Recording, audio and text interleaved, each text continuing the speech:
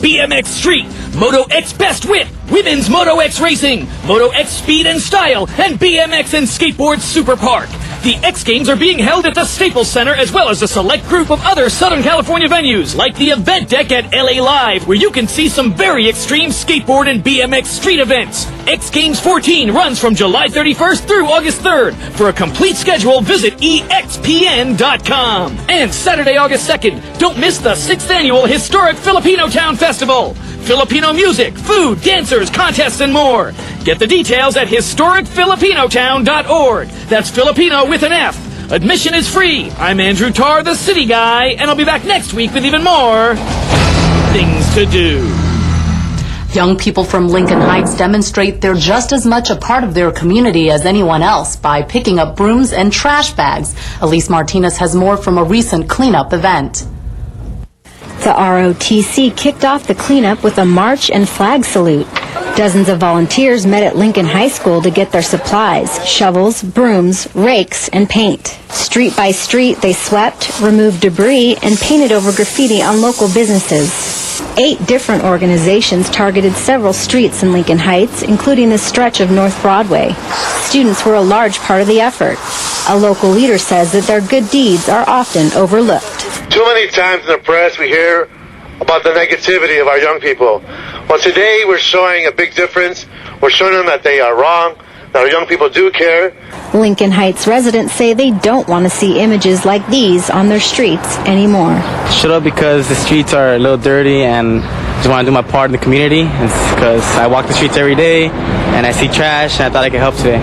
One volunteer had some good advice. What I recommend to teenagers or youngsters is to not just wait for events like this to happen, but to go out to themselves and clean their own streets. I mean, it's not that hard. City leaders hope that efforts like this community cleanup day will continue to instill pride in the neighborhood. In Lincoln Heights, I'm Elise Martinez for LA This Week. That's going to do it for this edition. Thanks for joining us. I'm Ellen Chang. A reminder that you can catch us online at lacityview.org. We'll see you back here next week for more of LA This Week.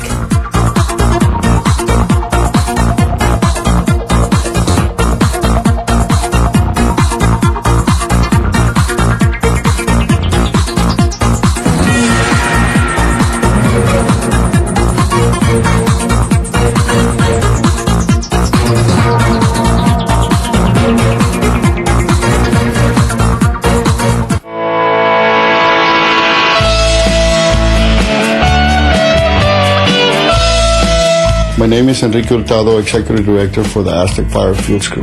As a director and a trainer for the Aztec Fire Fuels Crew, we go out and recruit young men and women from throughout the city and prepare them to become wildland firefighters.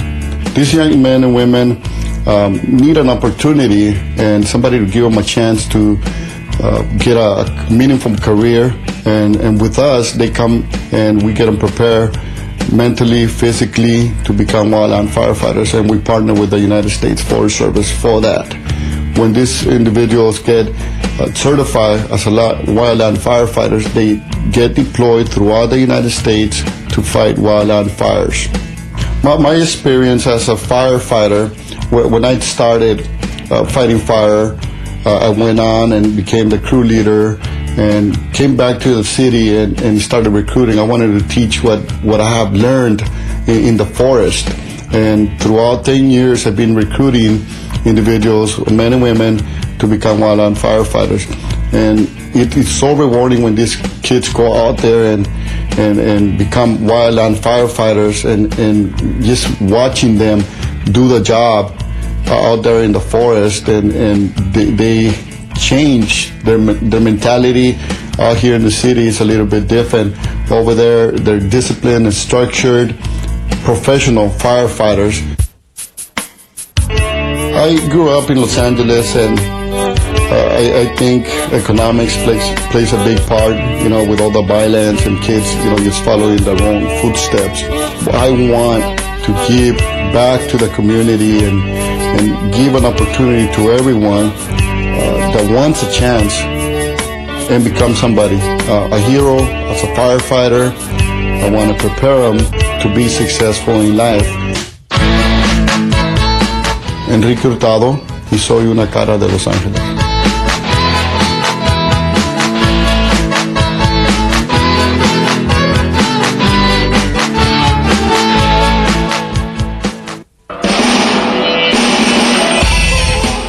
Hi, I'm Chris.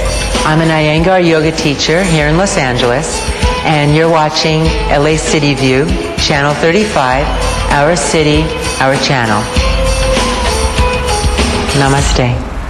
Hold on to your women and your horses. The legislature's in session. Find out what prompted this comment and more on Council Week in Review right now. Welcome to Council Week in Review.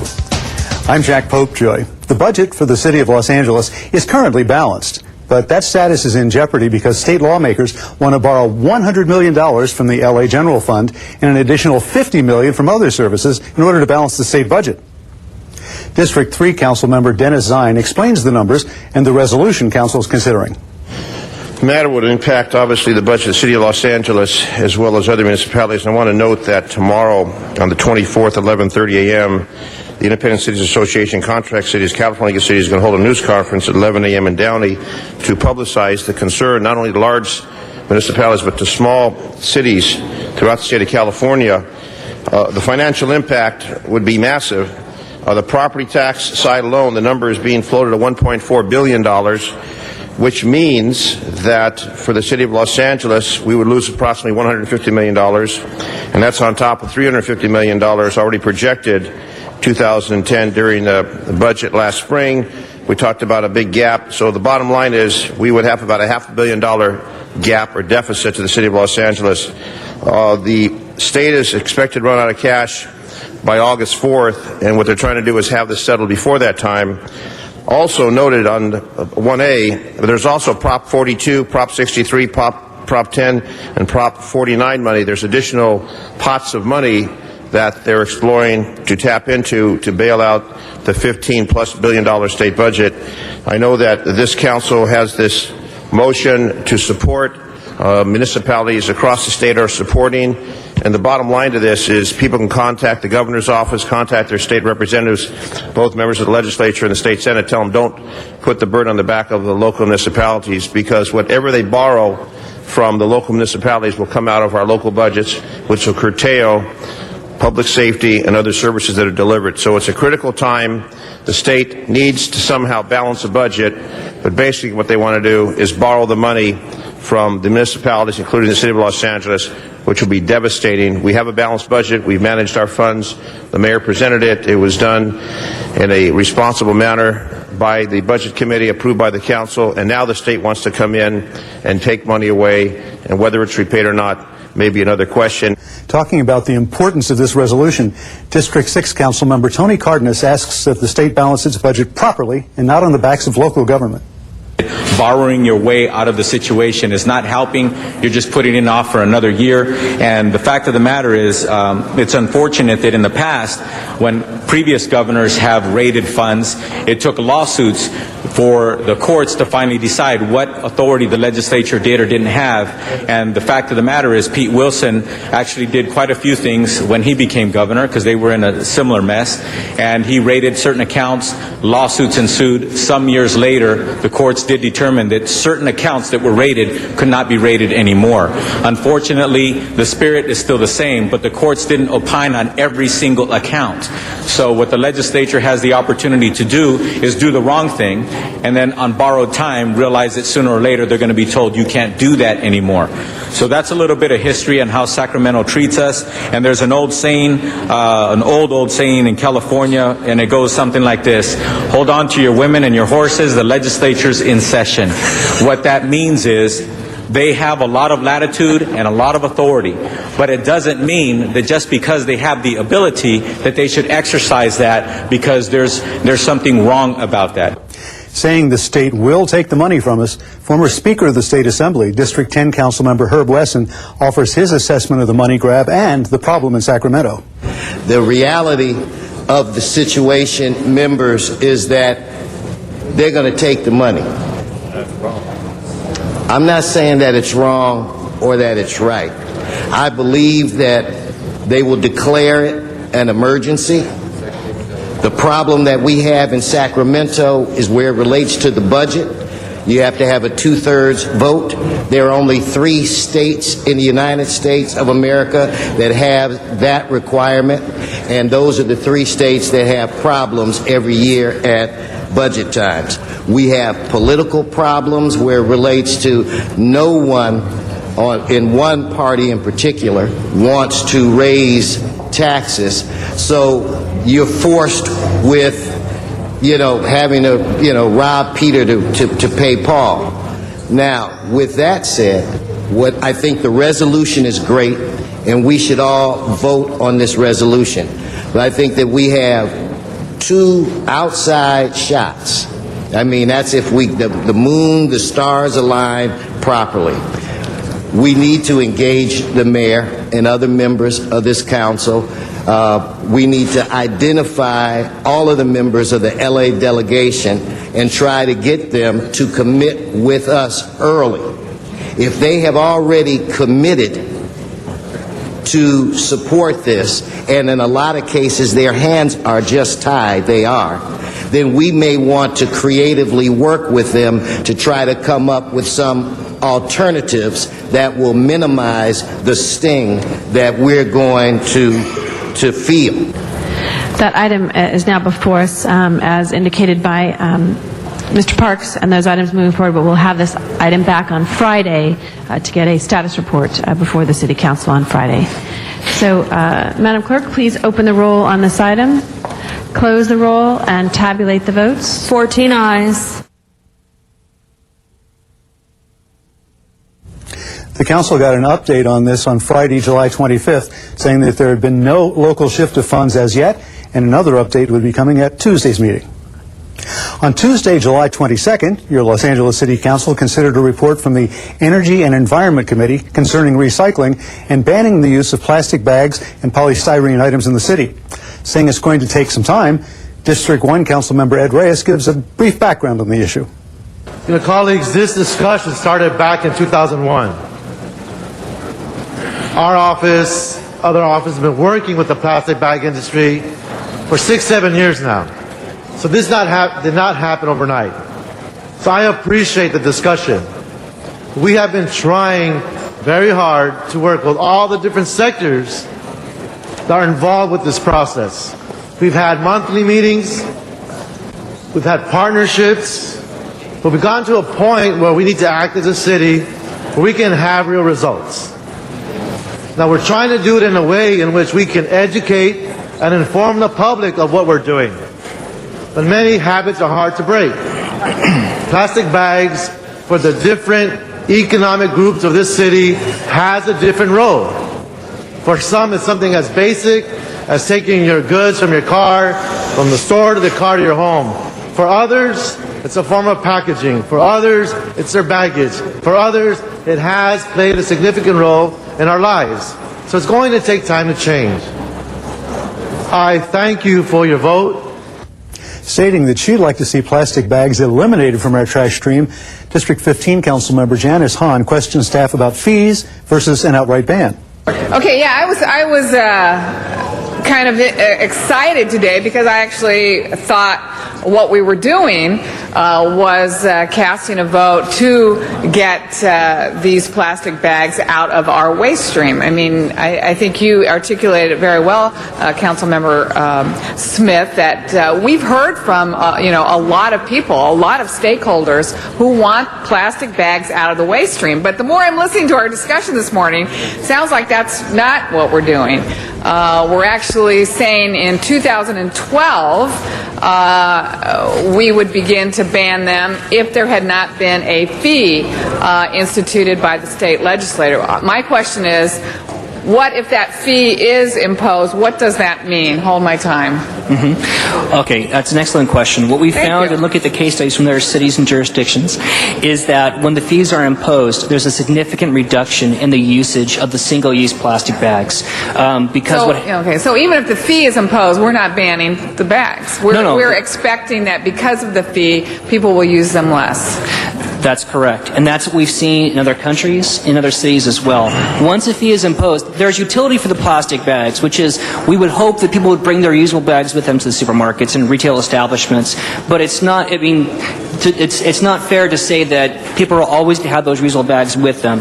And so there's going to be a need still for a single-use bag alternative. We prefer to see a fee on the plastic bags and all single-use bags with really the emphasis on the reusable bags. Those are by far the best solution for so many reasons. Madam Clerk, please open the roll, close the roll, and tabulate the votes. 13 ayes. Thank you. Congratulations to all. And joining us now is Los Angeles City Council member Ed Reyes. Mr. Reyes, good to have you on Council Week in Review. Great to be here. First, explain what the basic problem with plastic bags is in the first place. Well, the plastic bags have been impacting our city in a very serious way. When you look at the accumulation of trash and buildup at our storm drains, the plastic bags essentially get filled with debris and block a lot of the rest of the debris and just piles up in our corners. When it does get through and it finds its way through to the LA River, it essentially just very punitive to our nature. I mean, the birds, the flora and fauna, they get totally masked by this plastic debris. During the winter months is incredibly punitive when you see how the trees and the brush and the natural habitats, how they're being destroyed.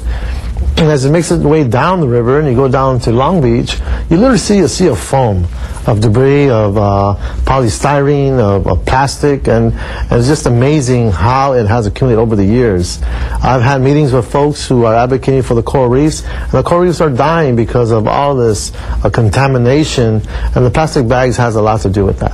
And obviously this can be a problem for life in the sea as well, fish, etc. Absolutely. We're destroying our ecosystems. This throwaway mentality we have as a society has really, we're paying a big price at many different levels. But more importantly, it's profound in our ecosystems, in our waterways, in our beaches, in the ocean.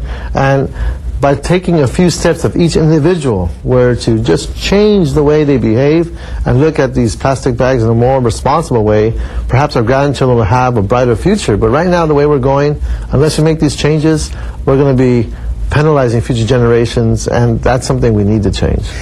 During the council meeting, you mentioned that there are different uses for the bags among different economic levels. What did you mean by that? Well, this is a great city. It's a great metropolis made up of many different income groups, many ethnicities, many types of cultures reside in this great metropolis. And the plastic bags, for some, is just that. It's just a plastic bag you get when you pick up your goods, take it to your car in your home, then you recycle. But for others that are suffering hardships, it fulfills different roles. For some, it's a way to store your clothes. It's a way to get to the airport and actually travel. It's a way to carry your goods when you're going to work, your lunch. And so it has a whole range of uses depending on the level of need and also its utility given the pressures that one suffers when you're going in a survival mode at the poverty level. So it has a whole range of uses for different economic groups. People who have watched the proceedings in council, or maybe even people who just read about this in one of the newspapers in town, might have come away confused. Bottom line, are we going to ban plastic bags in the city of Los Angeles or not? And if so, when?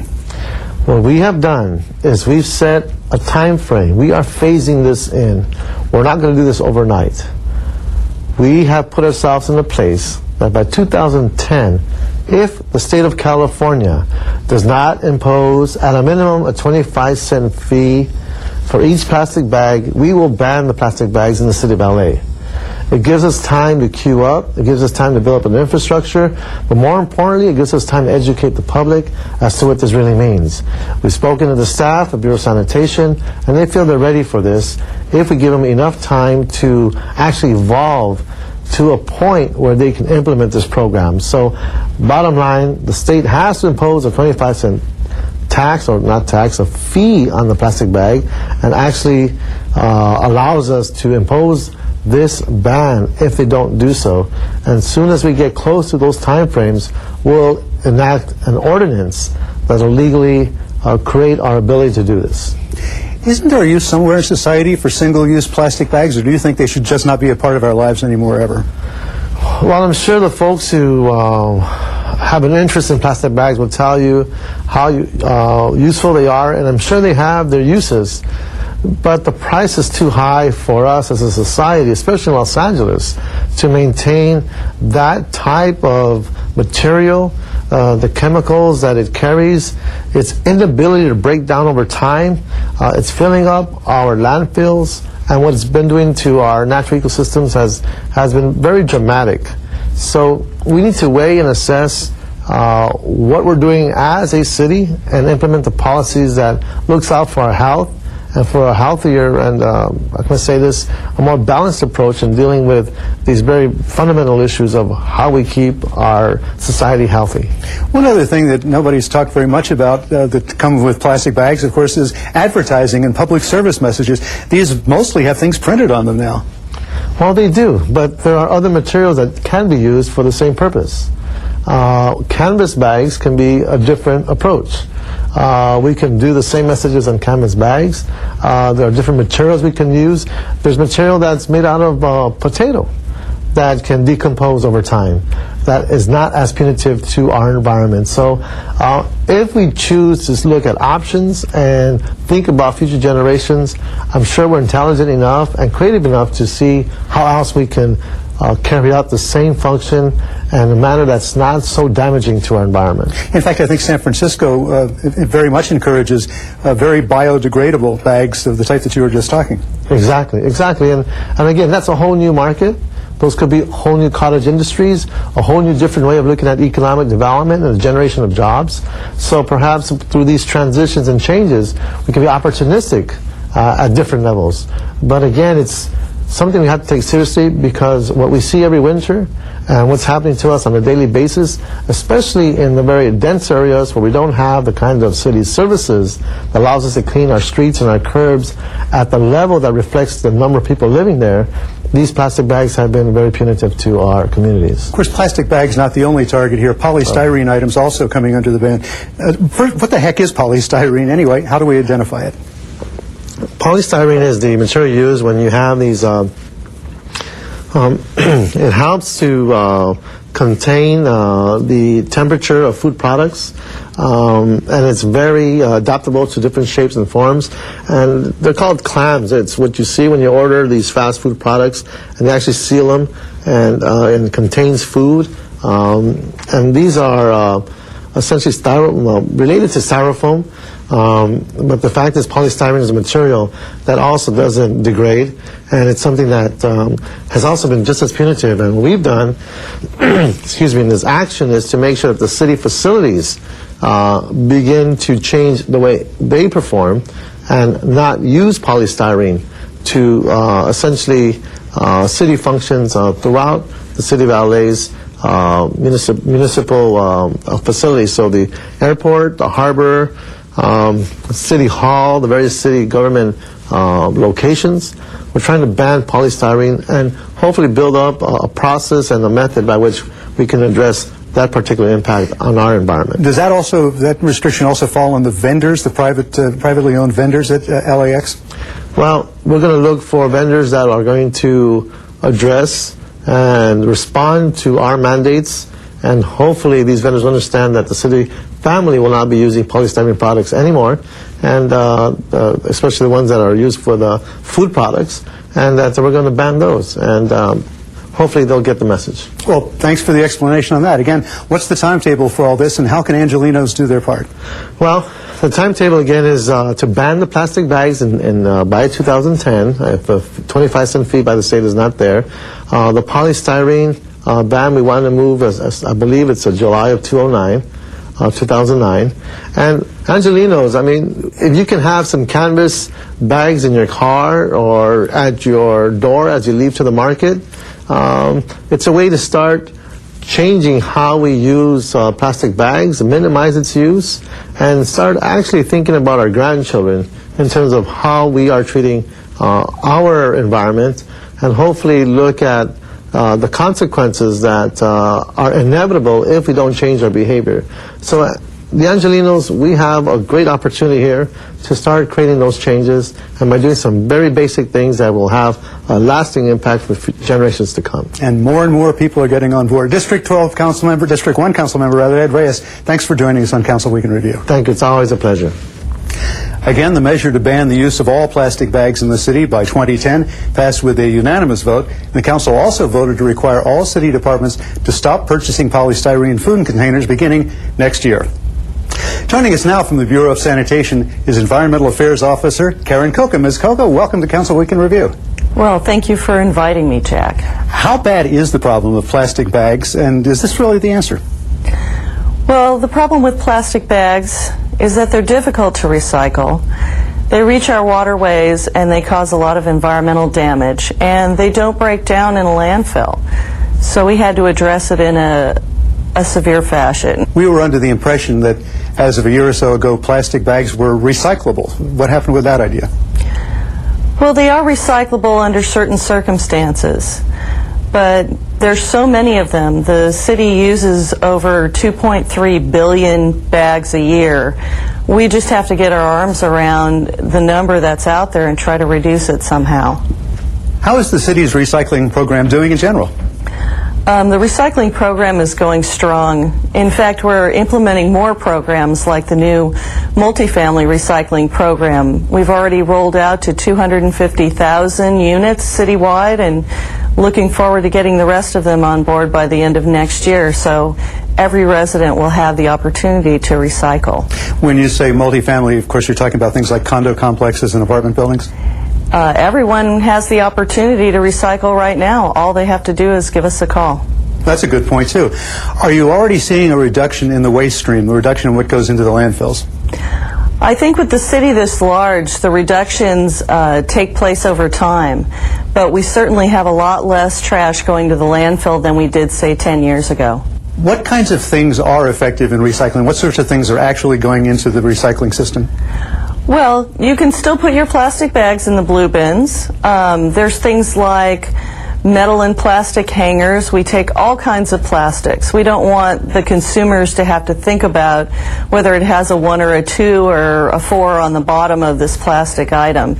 So we take all metals, all types of paper. We're actually very open in what we take in our recycling system. Obviously, budgets are very tight, as you know. Does recycling save the city any money? Oh, it certainly does, Jack. It saves an enormous amount of money. When we collect material in our black bin, which goes to a landfill, we have to pay to dispose of that, and sometimes a fairly large amount. With recycling, we actually receive revenue for that material that we drop off at a material recovery facility.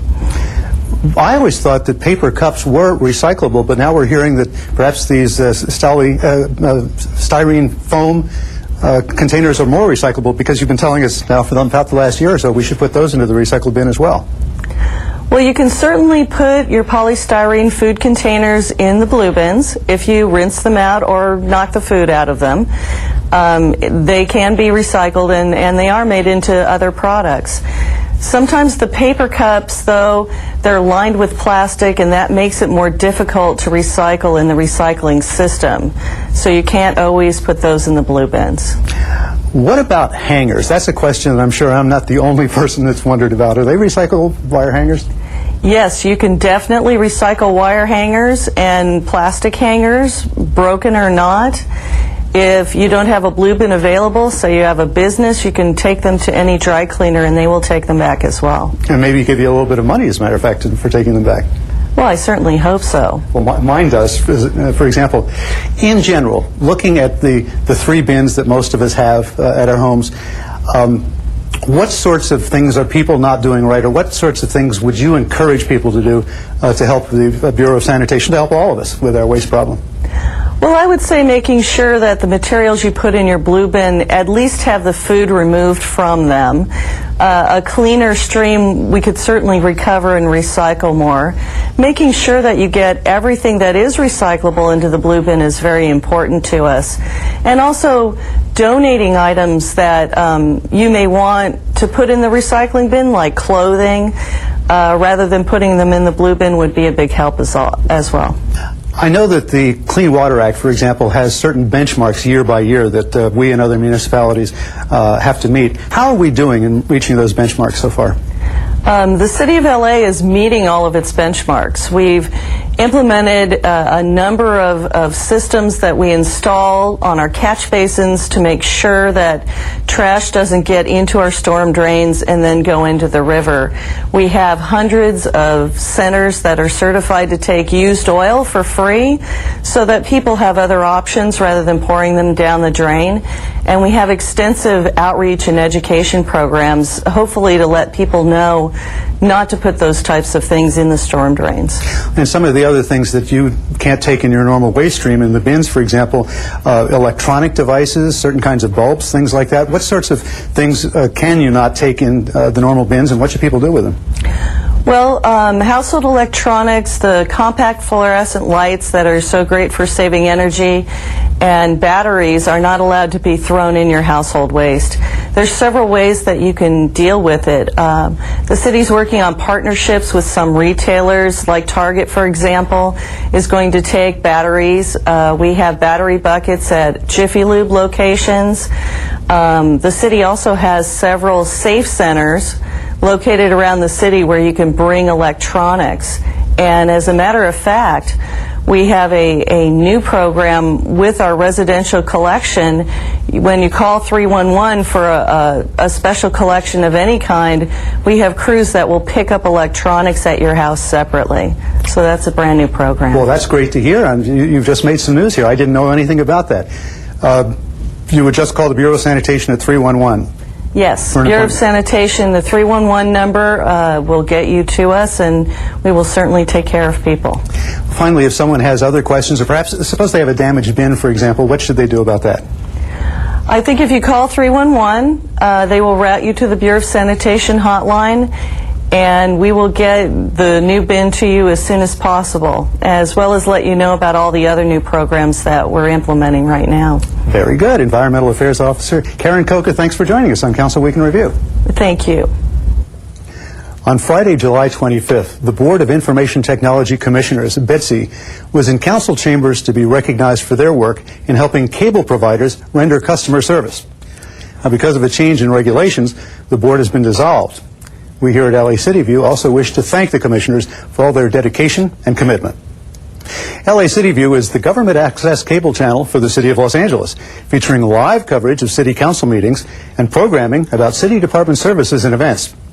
Now, if you have suggestions or comments about any of the programs you see here on Channel 35 or would like to receive a free viewer guide, call our viewer hotline at 213-473-3978. And we invite you to address the Los Angeles City Council on any item on the council agenda, as well as during public comment. You may come downtown to City Hall or go to the Van Nuys City Hall and participate via video teleconferencing. And remember, you can watch all Los Angeles City Council meetings live in their entirety on Tuesdays, Wednesdays, and Fridays beginning at 10 a.m. On Sundays, you can watch the replay of all the week's meetings, also beginning at 10 a.m. Council Week in Review can be seen Monday through Friday at 9:30 a.m. and 6:30 p.m. On Sundays at 9:30 a.m. Well, that concludes our program for the week ending July 25th, 2008. On behalf of Jim McBride and everyone here at Channel 35, I'm Jack Popejoy. Thank you for watching, and please join us for the next Council Week in Review.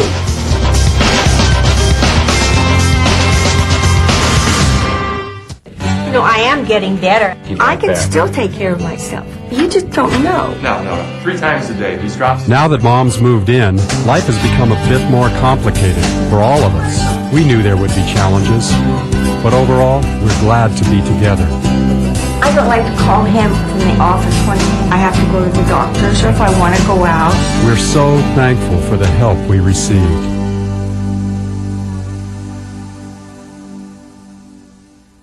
When you buy the Arts license plate, you help the creativity of California's kids. Proceeds from the Arts plate support arts programs for children and communities so kids can paint, act, to be or not to be, dance, ta-da, sing, la la la la la, write, ode to my dog Spot, and play. The California Arts license plate, because kids come alive with the arts. Brought to you by the California Arts Council.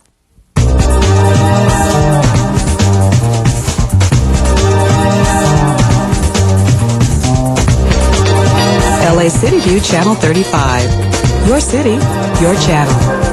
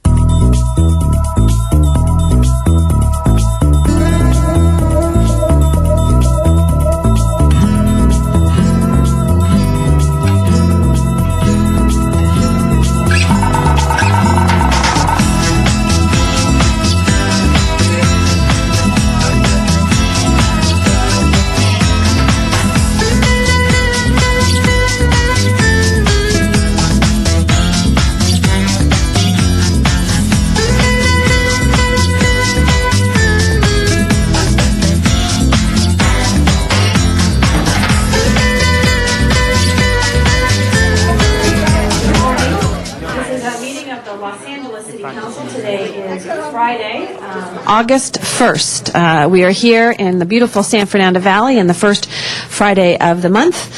And today, as you know, we have special presentations. But just to remind people, we do meet Tuesday, Wednesdays, and Fridays. You can access the City Council meetings by watching it here on Channel 35, going to our website, or calling to Council Phone. We encourage your participation. And as we begin, we are still waiting for a quorum. Thank you to Council Members Hahn, Rosendahl, Smith, Weiss, and Zine. We do expect Council Members Alarcon, Cardenas, Labange, Parks, Reyes, and Wesson, and Mr. Garcetti to be here momentarily to start the meeting. In the interim, I'd like to acknowledge Mr. Rosendahl for a very special presentation to a city employee today. Good morning, Madam President, and might I say, Acting Mayor. And it was great to see your Not leadership. anymore. Today it's Eric. Eric is acting mayor Eric is today. back. He's back. So well, my brief stint is. It was fun to watch you as mayor. It was a great moment for all of us. Yes, we're here to celebrate an incredible individual that has made a huge difference in Los Angeles in the last 9 years. When you hear us talk about LAX modernization, we talk about the green lights and we talk about the red lights. You know, the green lights are getting that south runway done, which we did on time and on budget, $333 million for the south runway. We're in the process of doing the Tom Bradley terminal, which is another $850 million. And we're also moving forward on the People Mover and the consolidated rental and the midfield terminal and the contact gates over there at the Bradley terminal for the bigger jets. And of course the Green Line, which will get into LAX, and we're happy to see that's listed now in the 0.5 cent sales tax. But who does all that work? Who did all the planning? Who did all the organization? Who was a major person in seeing that we get something going at LAX? There have been so much talk since 1984, and here we are in 2008. The person standing right next to me is the gentleman who played a major, major role. Jim Ritchie, as we call him, came to me when I first got elected and said, "Councilman, please help me and go forward with the Tom Bradley Terminal and its modernization." This gentleman has contributed so much to our city in the 9 years he's been there that it will be a tremendous loss. But my hope is that he'll come back in some other kind of a way to continue to consult and help us in the modernization. A little bit of background about Jim Ritchie. He has been here, as I said, for 9 years. He's been responsible for the long-range planning, the regional planning, and the master plan activities of LAWA and its 4 airports. That's LAX, Van Nuys, Ontario, and Palmdale. He oversaw traffic planning, including the development of the flyaway bus system, engineering, space planning, and facility development. And I might say that the flyaway bus is a fabulous success, and it's working really, really well. We thank Jim for that. In 2006, Jim Ritchie assumed responsibility for all planning, project development, environmental engineering, and construction efforts at the 4 airports that we have. His primary focus was on modernization of LAX, overseeing the largest construction program undertaken at LAWA since the Olympics in 1984. Jim was awarded a 2005 Career Service Award from the Los Angeles City Council for completion of the LAX master plan. And I might say last night we had an incredible celebration for him. Cindy Misakowski was there, and we talked about the modernization, and we all acknowledged that if it wasn't for Jim Ritchie, as Ms. Hahn knows so well, and Mr. Labange on the committee, we would not be doing the modernization and the green lights. And as Mr. Labange is pointing, we know. We've just been saying that, Tom, about Ms. Hahn and the contact gates at Bradley, and all of her leadership has been fantastic. Jim has 40 years of aviation facility experience, as well as extensive military planning experience. Prior to LAWA, Jim served as general manager of the Mercury Air Center at LAX, Orange County's program manager for development of the basic transition plan for El Toro. And you know, if he had his way, El Toro would be an airport today rather than what happened down in Orange County. But boy, does he have a lot of education and background. He has a bachelor's degree in social science from CSU in Long Beach, a master's degree in system management from USC. And by the way, the USC Trojan band was there, and everybody had a blast last night. A master's degree in national security and strategic studies from the Naval War College in Newport, Rhode Island, and a master's degree in international relations from a college in Newport, Rhode Island. He also completed a fellowship in foreign politics and the national interest from the Massachusetts Institute of Technology. Jim was also a U.S. Marine. Good to be with a veteran. Okay. He completed, and as a former Marine colonel and Navy aviator, he's also a Vietnam veteran. Jim is happily married with 2 daughters and 3 grandchildren and a great wife that we were all together last night. And I have a certificate, obviously, from all of us, signed by the mayor and the council. I'm going to present it to you for your outstanding service to all of us in the region. God bless you, Jim, and Godspeed. And Mr. Rosendahl, before Jim gets to speak, we do have a couple council members that would like to add their congratulations. Ms. Hahn, Mr. Cardenas, and Mr. Labange. Thank you, Madam President. Well, it's a great honor that we're giving you, Jim. It's just kind of with mixed emotions that I think we're all standing here.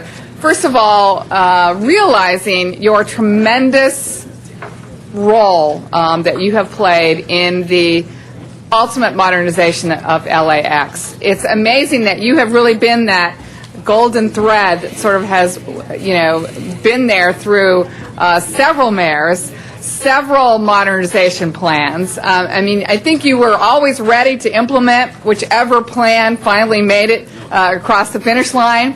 But as we know, it hasn't gone across the finish line yet. But you've really been there working behind the scenes, working on the plans, giving your input, keeping everybody at the table to modernize that airport. Finally, I believe we do have a modernization plan that is going forward, and you certainly are a key part of making sure that we do it. And we're here today with these plans, I think, because of your commitment, your passion, your tenacity. And I think the fact that you were a Marine really has prepared you for the battles that you've had to do with modernization. I don't think I've ever watched any effort, more interestingly than figuring out how to modernize this airport.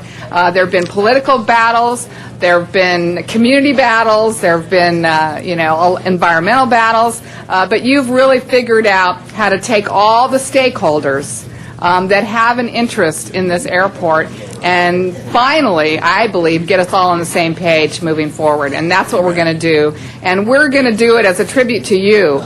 We are going to finish this airport. We're going to modernize Tom Bradley. We're going to add more contact gates. We're going to build a midfield concourse. We're going to modernize the terminals. We're going to invest in a new plan to add concessions throughout the terminals. And we're going to do it really as a tribute to your hard work. So know that when we finally cut the ribbon on all these projects, certainly your spirit and your personality will be right there with us as we finally modernize LAX. Thank you, Jim. Thank you for your career for the City of Los Angeles. Thank you for everything you've done.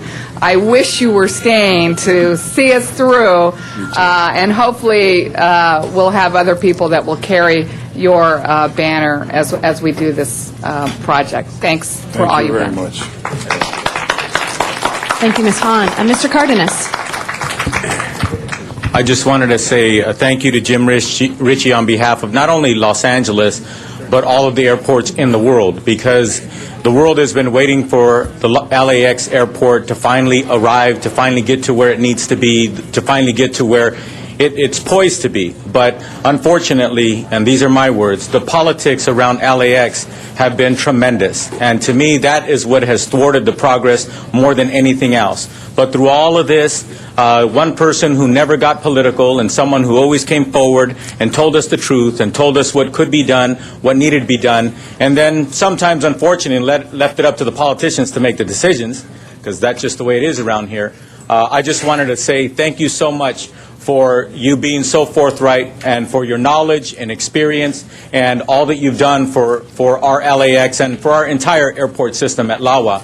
So thank you so much. We are indebted to you, and I hope that other people use you as an example on how to work through this morass of technicality, of politics, and everything else that goes on in one of the biggest airports in the world. We have a lot to do, but much of what's been done is, thank God, because of your efforts and your expertise and your willingness to be the right kind of person to just tell us the truth. Thank you very much, Mr. Ritchie.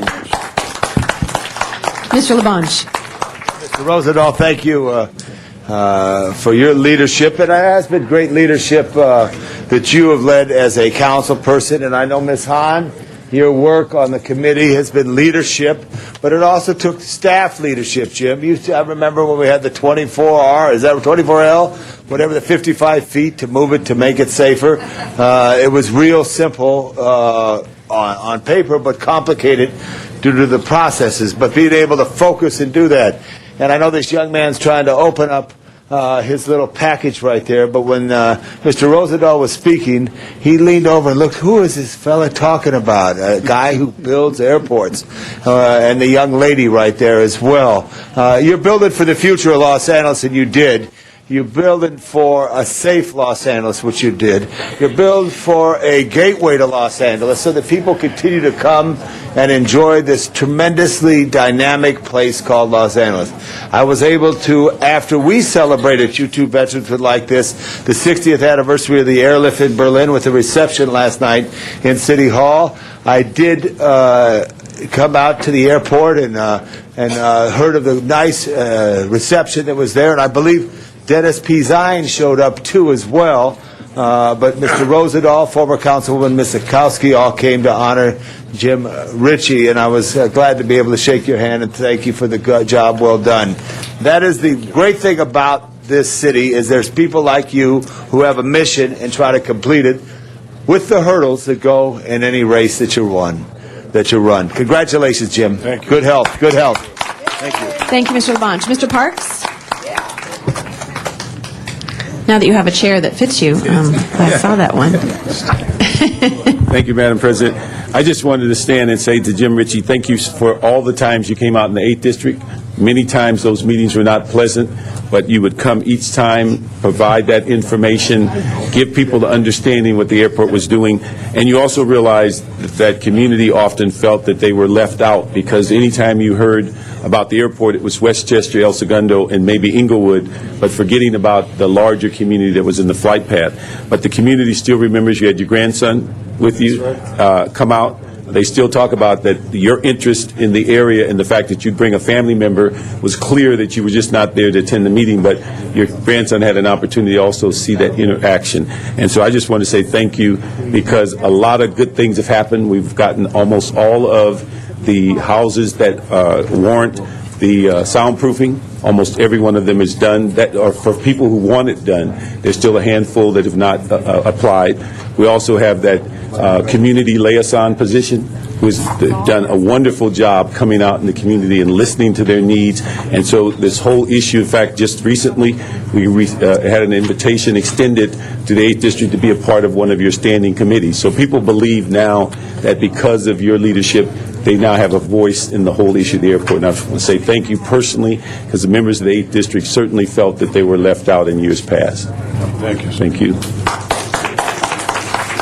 Thank you. I want to add my congratulations, Jim. You've been a great employee and someone who spent a lot of time at the middle desk here and at City Hall, giving us the transparent nature of what was going to happen there and the importance of our airport. And so I want to add my thank you for all your hard work, and you get the last word. Thank you very much.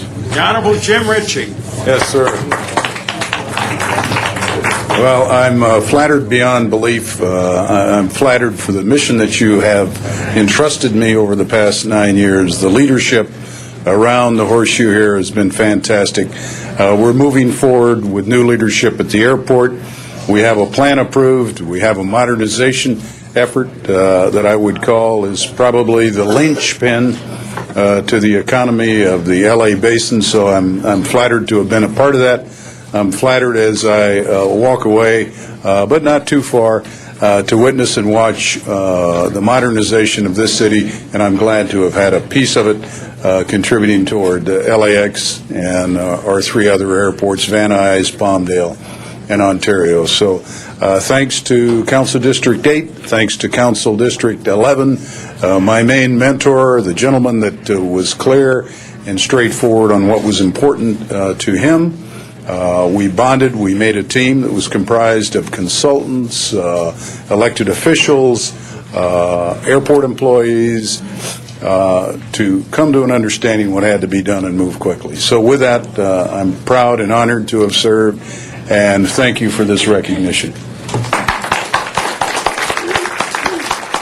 Thank you so much. Thank you, Mr. Rosendahl, and thank you, Jim. Madam Clerk, please call the roll.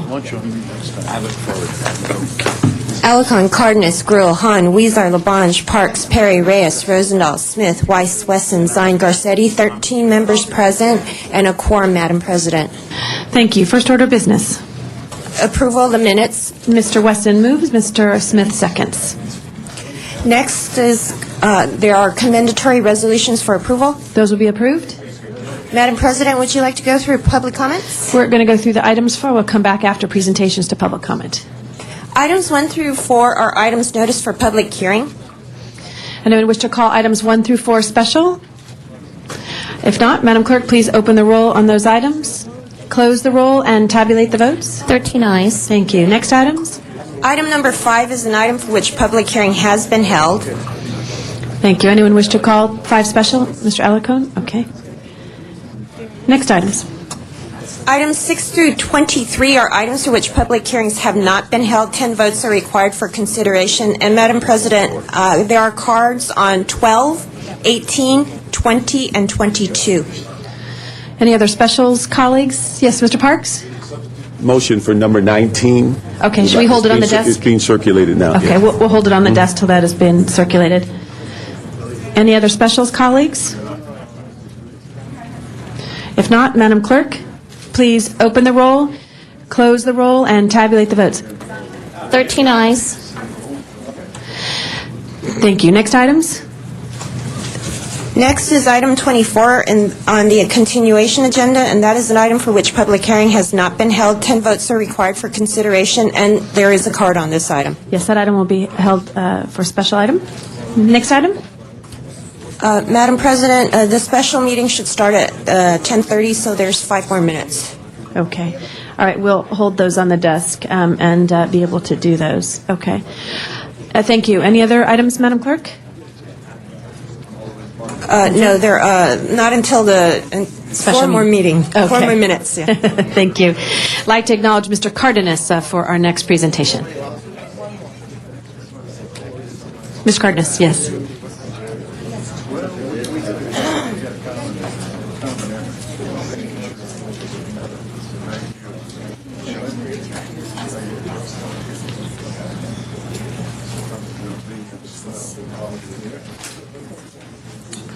Thank you very much, Madam President.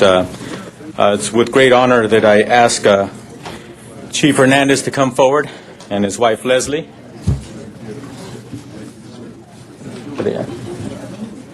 Chief Hernandez? Oh, there you go. I was wondering if we're doing the Academy Awards. As they call the name, somebody's somewhere else. Okay. It gives me great pleasure to congratulate Assistant Chief Alfred Hernandez upon his retirement with a career of more than 3 decades of service to the City of Los Angeles. Chief Hernandez graduated from the Los Angeles Fire Academy on June 30th, 1975. The buildings were new back then, right? Yes. Yeah, okay. Throughout his career, Chief Hernandez has been promoted to a variety of positions.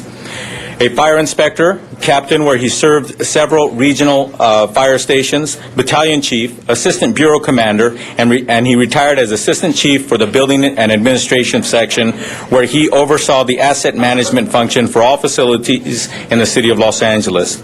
Chief Hernandez has been appointed to many select committees and professional organizations during his 30-plus year career here in the city of Los Angeles.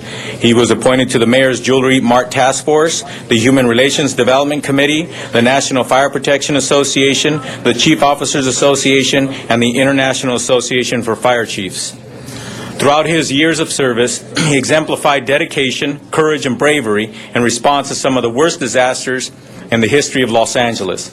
In 1990, the Metro Line fire, the Northridge earthquake in 1994, the Echo Park building collapse in the year 2000, and the Griffith Park fires just recently.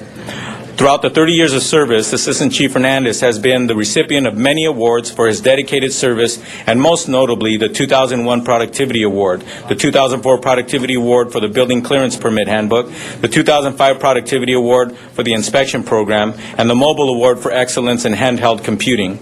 He was honored by the Los Angeles City Council in 1976 with a special resolution for bravery and heroism for acting courageously in the line of duty when, as a newly appointed fireman, remember, he graduated in 1975, and he's getting this honor in 1976. When he was newly appointed as a fireman, he successfully rescued 3 unconscious children from inside of a burning house. So he truly is a hero and a dedicated individual, not only to the city, but to his colleagues in the entire fire department. And also, in addition to that, I'd like to point out on a personal note, a staff member of mine grew up right here in the Valley, just recently graduated from the Fire Academy just down the street on Van Nuys Boulevard. And I think it's due to the dedication and the examples that people like Chief Hernandez have shown that has given young men and women the opportunity to believe in themselves and to know that they can be a firefighter as well. We would have liked for his son, Captain Hernandez, who actually is the captain for the fire station right across the street from where we're standing today.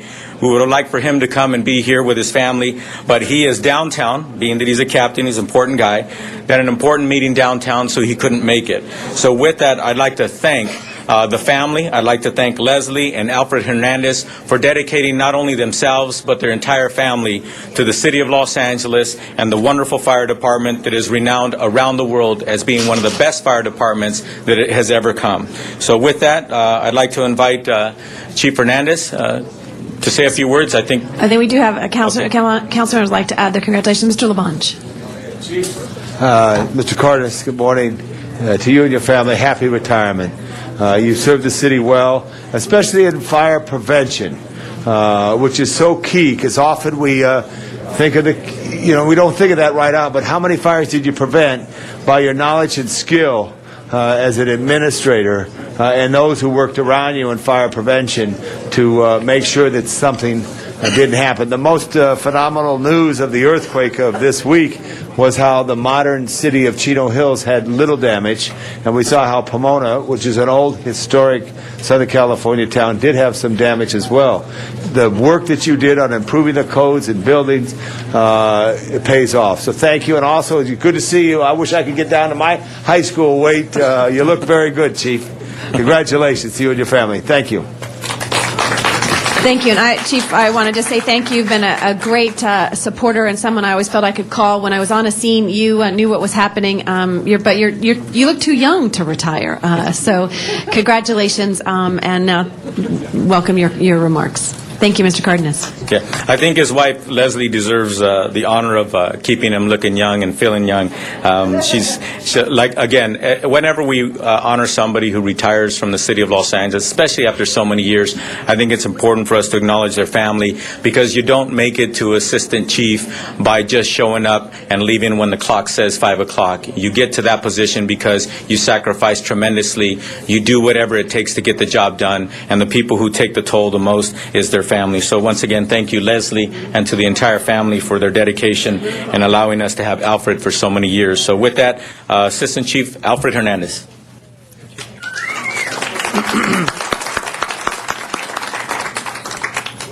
This really is a great honor. Almost 33 years ago, I came to the LA City Fire Department. I didn't know what a wonderful career it was going to be. I certainly didn't know or have any aspirations to be an assistant chief at that time. I was really looking for an opportunity to support my family and make it better for them. I'm a Valley boy. I grew up in San Fernando, went to Santa Rosa and St. Ferdinand's and San Fernando Junior High and Sylmar High. And one of the little things that people don't know about me is in 1967, I was one of the police department's explorers. I was a police explorer in '67, and I think that was part of what focused me on looking at a career in public safety. I certainly didn't become a policeman. My wife sort of pushed me a different direction. She felt it would be better if I was a firefighter instead of a police officer. She didn't want me carrying a gun. Maybe she knows something that everybody else doesn't. But it's been a heck of a ride. I've enjoyed working with the council and their staff. Certainly a lot of things have been accomplished over the years. And, I look forward to my retirement. And my wife and I will be celebrating our 37th wedding anniversary next month. I'd like to, Mr. Reyes would also like to say a few words. Mr. Reyes. Chief, there's times when the youngsters from the Northeast, Cypress Park and Lincoln Heights, when they're in the junior high years, high school, and they ask, can I make it as a firefighter? Can I enter the fire department? I can say and look them in the eye and say, we have retired fire chiefs, the last name Hernandez. And he made it in 30 years. He made it happen. If he can do it, you can. So I thank you for that inspiration and for being that role model for them and everything you've done for the city. Thank you so much. Thank you. Well, with that, I'd like to give this resolution on behalf of the City of Los Angeles, signed by all the elected officials throughout the city, the mayor, and all of the council members. Once again, to a Valley boy, thank you so much for dedicating your life to the City of Los Angeles. And I hope and expect that we'll see you in future endeavors as well, as you have a tremendous amount of knowledge, and your dedication is something that hopefully we'll figure out a way to utilize it in the future. So thank you so much.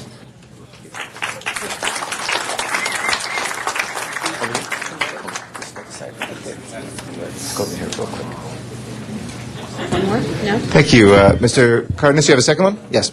Okay, we'll recognize Mr. Cardenas again for a second presentation.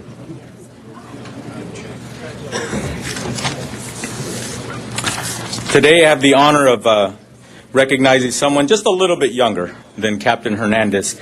And with that, I'd like to bring Cherise Meyerson up. Cherise? How you doing? Good to see you. Cherise Meyerson, we're honoring her today for her many accomplishments. Cherise just graduated from Van Nuys High School with a GPA of 4.46. Save some of that applause because you're going to want to applaud this as well. Cherise had perfect attendance for 13 years. She was valedictorian for Van Nuys High School. She will be attending UCLA in the fall. She currently is on the dean's list at Pierce College, and Cherise volunteers to read for the blind, and also Cherise is also the National AP Scholar. Cherise is a perfect example of a young person who understood why she's here, understood what her opportunities are, and took advantage of them on the first go-around. So I want to thank you, Cherise, for being that role model. We just honored somebody who's been a role model for 30-plus years as a firefighter. But at the same time, I want to thank you and congratulate you because everywhere we go, no matter who we are, whether we're 5 years old, having a perfect attendance and getting that certificate in kindergarten, or getting that perfect attendance certificate for 13 years in a row, other kids were looking at you, and I hope and pray that they were using you as a role model and they wanted to be like you because you are in fact a role model. And it gives me the opportunity to remind us all that not every kid gets it right like you did, Cherise, the first time, but I think you would agree with me that we owe it to ourselves, to those colleagues that you went to school with who weren't doing very well in middle school or high school, that if they want to get back on track, they want to go to community college and eventually UCLA or wherever they want to go, they can be just like you, and they can achieve an education, and they can fulfill their dreams. In addition to that, I'd like to thank your family because I bet at 5 years old you weren't walking to school every day. So somebody had to drop you off. Somebody had to dress you. Somebody had to feed you. And somebody had to encourage you to believe in yourself when you felt a little sick and you decided to go to school and they said, okay, let's go. So congratulations to your family as well, to your mother who's here with you. And then also I'd like to say thank you so much to the schools that she went to those teachers who encouraged you, and to also those people who put a little time and effort above and beyond the call of duty to help you become the wonderful young woman that you are. So with that, we'd like to give you a certificate of congratulations, again, to Cherise Meyerson for your tremendous accolades. You're only 18 years old, but you've done a tremendous amount of wonderful things throughout your young life, and we look forward to honoring you in the future. As I can expect, you're going to do many more wonderful things as well. Would you like to say a few words? Sure? Okay.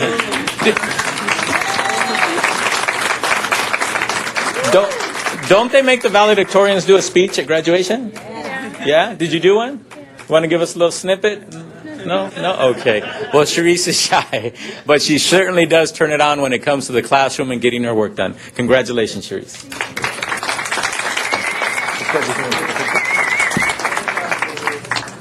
Thank you very much, Mr. Cardenas, and congratulations, Cherise, from the entire city. We next have a presentation from a council member from the 3rd District, Dennis Zine.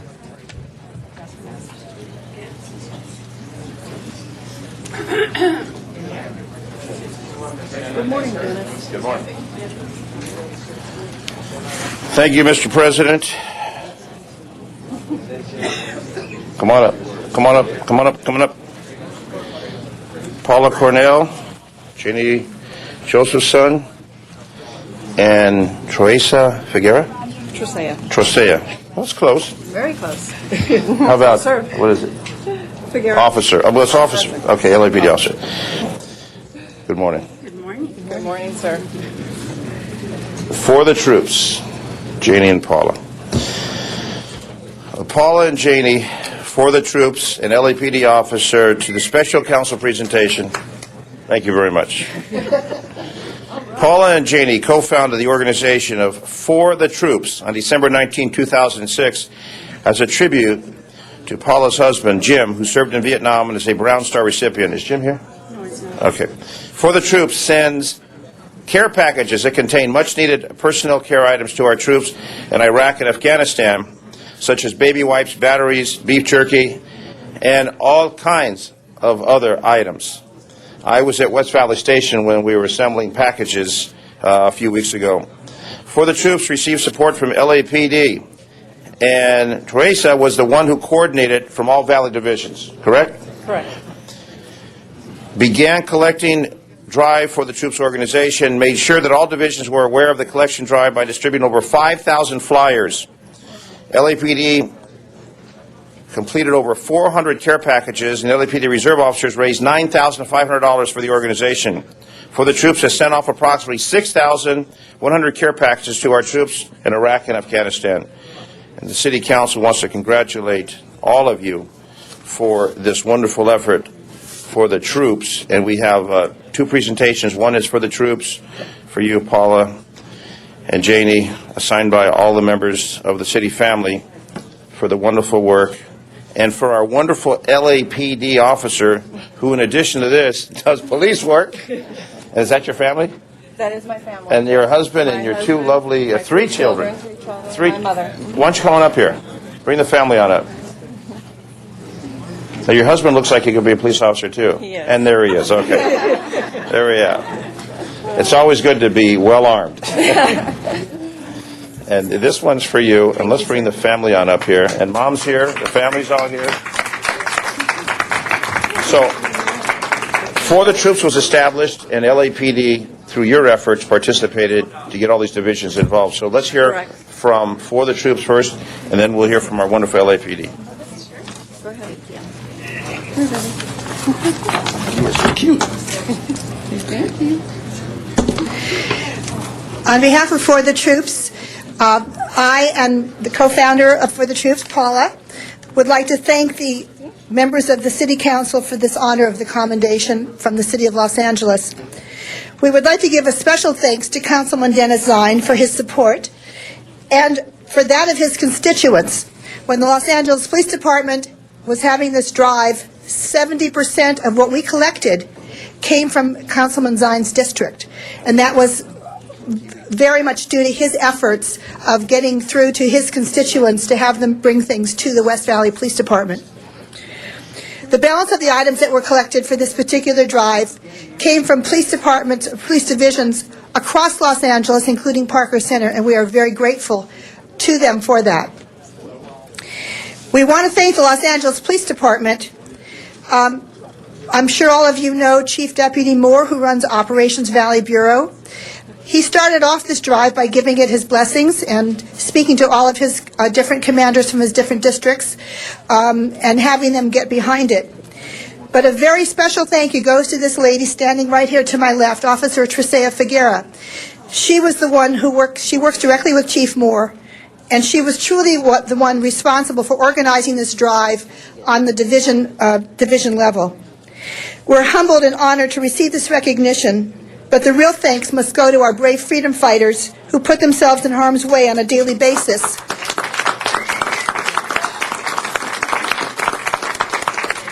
so that America can stay safe and free. We all know that freedom is not free. Somebody has to pay the price. Our military personnel and their families here at home pay that price every day that they are away from one another. Sadly, some of them have paid the ultimate price. Paul and I have the easy part, sending that care package to a soldier or a Marine. We know that when they open a care package from For the Troops, they're receiving a little touch of home that says, America cares. If we make them smile, we've done our job. Again, Paul and I would like to thank the Los Angeles City Council from the bottom of our hearts for this commendation. Thank you.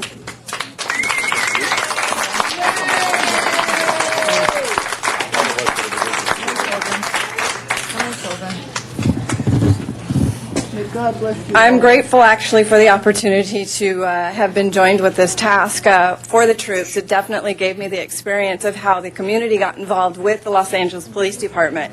And the first time that I had advertised on the chief's page as far as what the troops stood for and what we were going to do, I received a tremendous response citywide from a lot of different entities.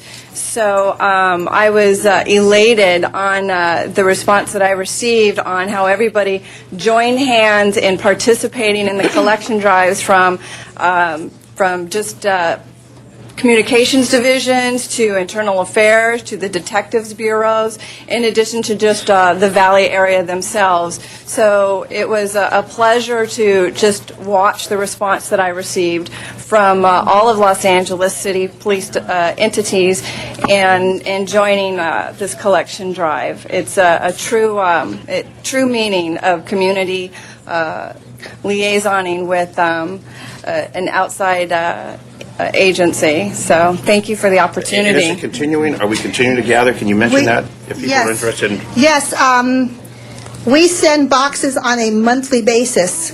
We send at least 100 boxes minimum. Though last Christmas we did send off 1,100 boxes in the month of December. We hope to do that again this year. So we do have a website.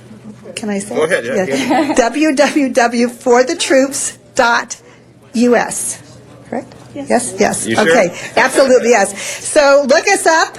It tells you, it has a wish list there. It tells you what you can donate, and just our phone numbers are on there. We are a California nonprofit. We are a designated nonprofit by the IRS. Donations for postage, which are always gratefully accepted, are tax deductible. So, yes, we did. We got a huge response in that manner from the Los Angeles Reserve police officers. As I said, they organized fundraising for us and sent us $9,500, which really was fantastic because postage is $10 a box. So we do have to send it U.S. mail. So there's $10 a box to get one box over to Iraq or Afghanistan. And give that website again. FOR for the www.forthethroops.us. So look us up and help us out. Thank you. Thank you.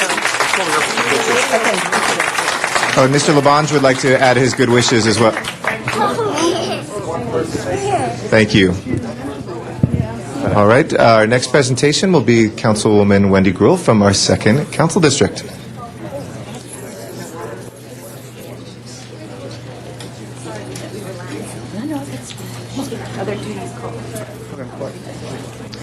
Thank you. Thank you so much, Mr. President, and welcome back, and thanks for your service to our country. And want everyone to know that you were not on vacation, but you were working hard at your naval duty. So appreciate you being here. Thank you. Colleagues, this isn't the first time we've been here to talk about ovarian cancer, and particularly the activities of my good friend, Gail McKenna. But today, we are once again here to honor the Ovarian Cancer Coalition, an organization that is committed to educating and fundraising throughout our community about the dangers and prevention of ovarian cancer. The Ovarian Cancer Coalition was founded by Gail McKenna and has taken on the fight of making women conscious of the important facts surrounding ovarian cancer. The Ovarian Cancer Coalition consists of a volunteer nonprofit organization working to educate the community about ovarian cancer, its dangers, its signs and symptoms, to promote early diagnosis, as well as to raise funds to support research to find early detection methods and successful treatment. Today, the Ovarian Cancer Coalition consists of several board members, numerous volunteers who help sponsor health fairs, lectures, newspaper press, radio and television broadcasts to increase public awareness about ovarian cancer and to raise funds for research, education, and the promotion of early detection and prevention. Through the help of its generous donors, the Ovarian Cancer Coalition was able to donate $25,000 to UCLA for ovarian cancer bioresearch this past year. Despite a body of growing information about the disease, many women are unaware that ovarian cancer occurs in every 1 of every 55 women of any age, and that is the most deadly of any gynecological cancer. It is estimated that this year 2,400 women will be diagnosed with ovarian cancer, and tragically 14,000 will die. Without early detection and proper treatment, less than 5% of women survive longer than 5 years with this horrible disease. As part of the Ovarian Cancer Coalition's work in the community, they will be hosting their 10th annual Walk Run on September 14th at the CBS Studios in Studio City, helping to raise awareness among women, medical professions, and all the community citizens to be stronger advocates for this disease. I am so proud of what Gail has done, and I know as someone who has faced this disease, she has a passion about it, and no matter what's happening in her life, she's there. On those tough days, she is a fighter, and I'm so proud to call her friend and like to ask her to say a few words. Gail McKenna. Thank you, Wendy Gruhl. And I want to thank the City Council for their support of this great cause. As a 20-year survivor of ovarian cancer, I feel that it is so important to educate women and to make them aware of ovarian cancer. I want to bring to your attention also that on September 5th, across the United States, it's going to be Teal Day, and we would like you all to wear teal. We also have teal bracelets, and this is for you, Wendy, to wear to remind us on the awareness of ovarian cancer. And we do hope with the funding that we've done on some research, which is called Proteomics, which UCLA is working on, that's going to be an early detection test, and we know if it's caught earlier, we're going to be able to save lives. We hope that you all can come out on Sunday, September 14th for the Walk Run at CBS Studios in Studio City. It's a great awareness for the community and a chance to educate women on ovarian cancer. Thank you.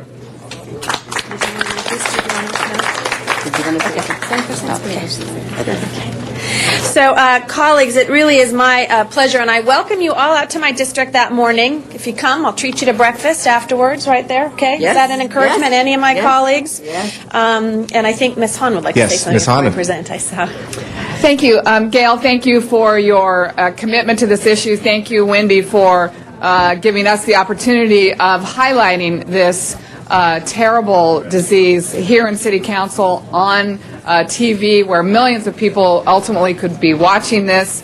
And, you know, I sit here and really think if this was a disease that affected men, we would probably not have to have our own fundraising efforts and walk runs, but at the federal level there would probably be a lot more money appropriated to finding the cure for this cancer. But until that day, we want to thank you, all of you, and it's great to see the young women here as well, because as you said, information is knowledge is power. I mean, early detection, more awareness, more information, more education among women is what will be key to early detection and saving lives. So thank you for this, and we should know, though, that our battle for all diseases that affect women, really needs to be taken to Washington, D.C.,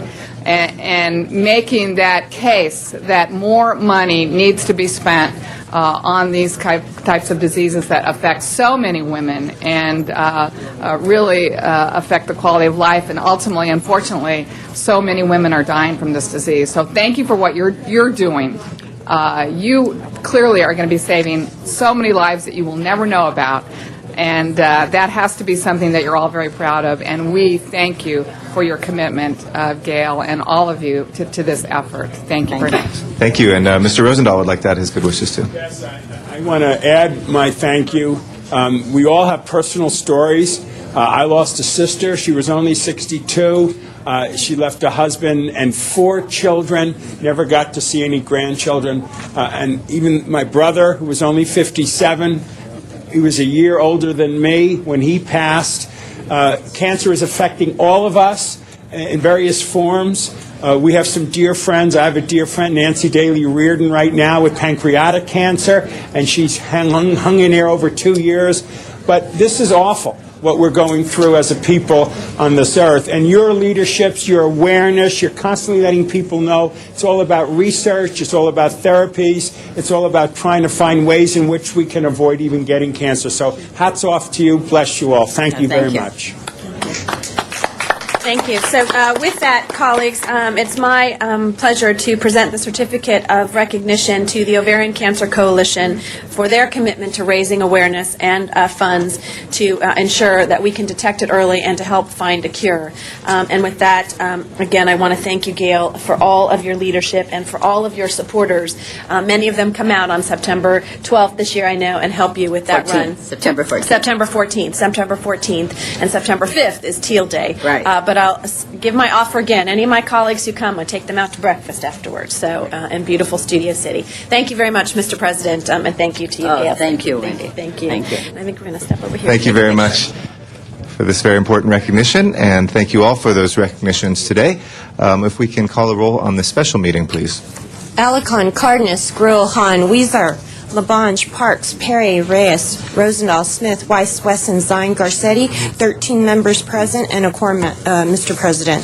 Okay, if we can go through the first Item 25 is an item for which public hearing has been held. Okay, does anybody wish to call that special? Any members wish to call 25 special? If not, we'll note those cards in the record, and please open the roll, close the roll, and tabulate the vote. 13 ayes. Okay, next items. That is approved. Items 26 through 28 are items for which public hearings have not been held. 10 votes are required for consideration. And, Mr. President, there are cards on 26 and 28. Okay, we'll call those special for cards from the public. There's no objection to considering these items. They're before us. That leaves 27. Anybody wishing to call 27 special? If not, please prepare the roll and tabulate the vote. 13 ayes. That is approved. Next, I'd like to recognize from the 1st Council District. Mr. Parks, could I have 27 forthwith, and could I have a reconsideration of 25? Mr. Perry would like a verbal motion, and I. Okay, let's open the roll real quick on reconsideration of 25. Please open the roll, close the roll, and tabulate the vote. 13 ayes. And do you want to make that amendment? Basically, amend the council motion 080613 on behalf of Ms. Perry, to instruct GSD to include a 15-year lease terms in the lease agreement with the LA Neighborhood Land Trust to comply with Prop K grant requirements, which is the grant funding on this project. Okay, great. Without objection, be accepted. As amended, please open the roll, close the roll, and tabulate the vote. 13 ayes. That is approved. We have a very special presentation from Councilmember Reyes from our 1st Council District, who have some very important dignitaries who have visited us this morning. Mr. Reyes. Thank you, Council President. Welcome back.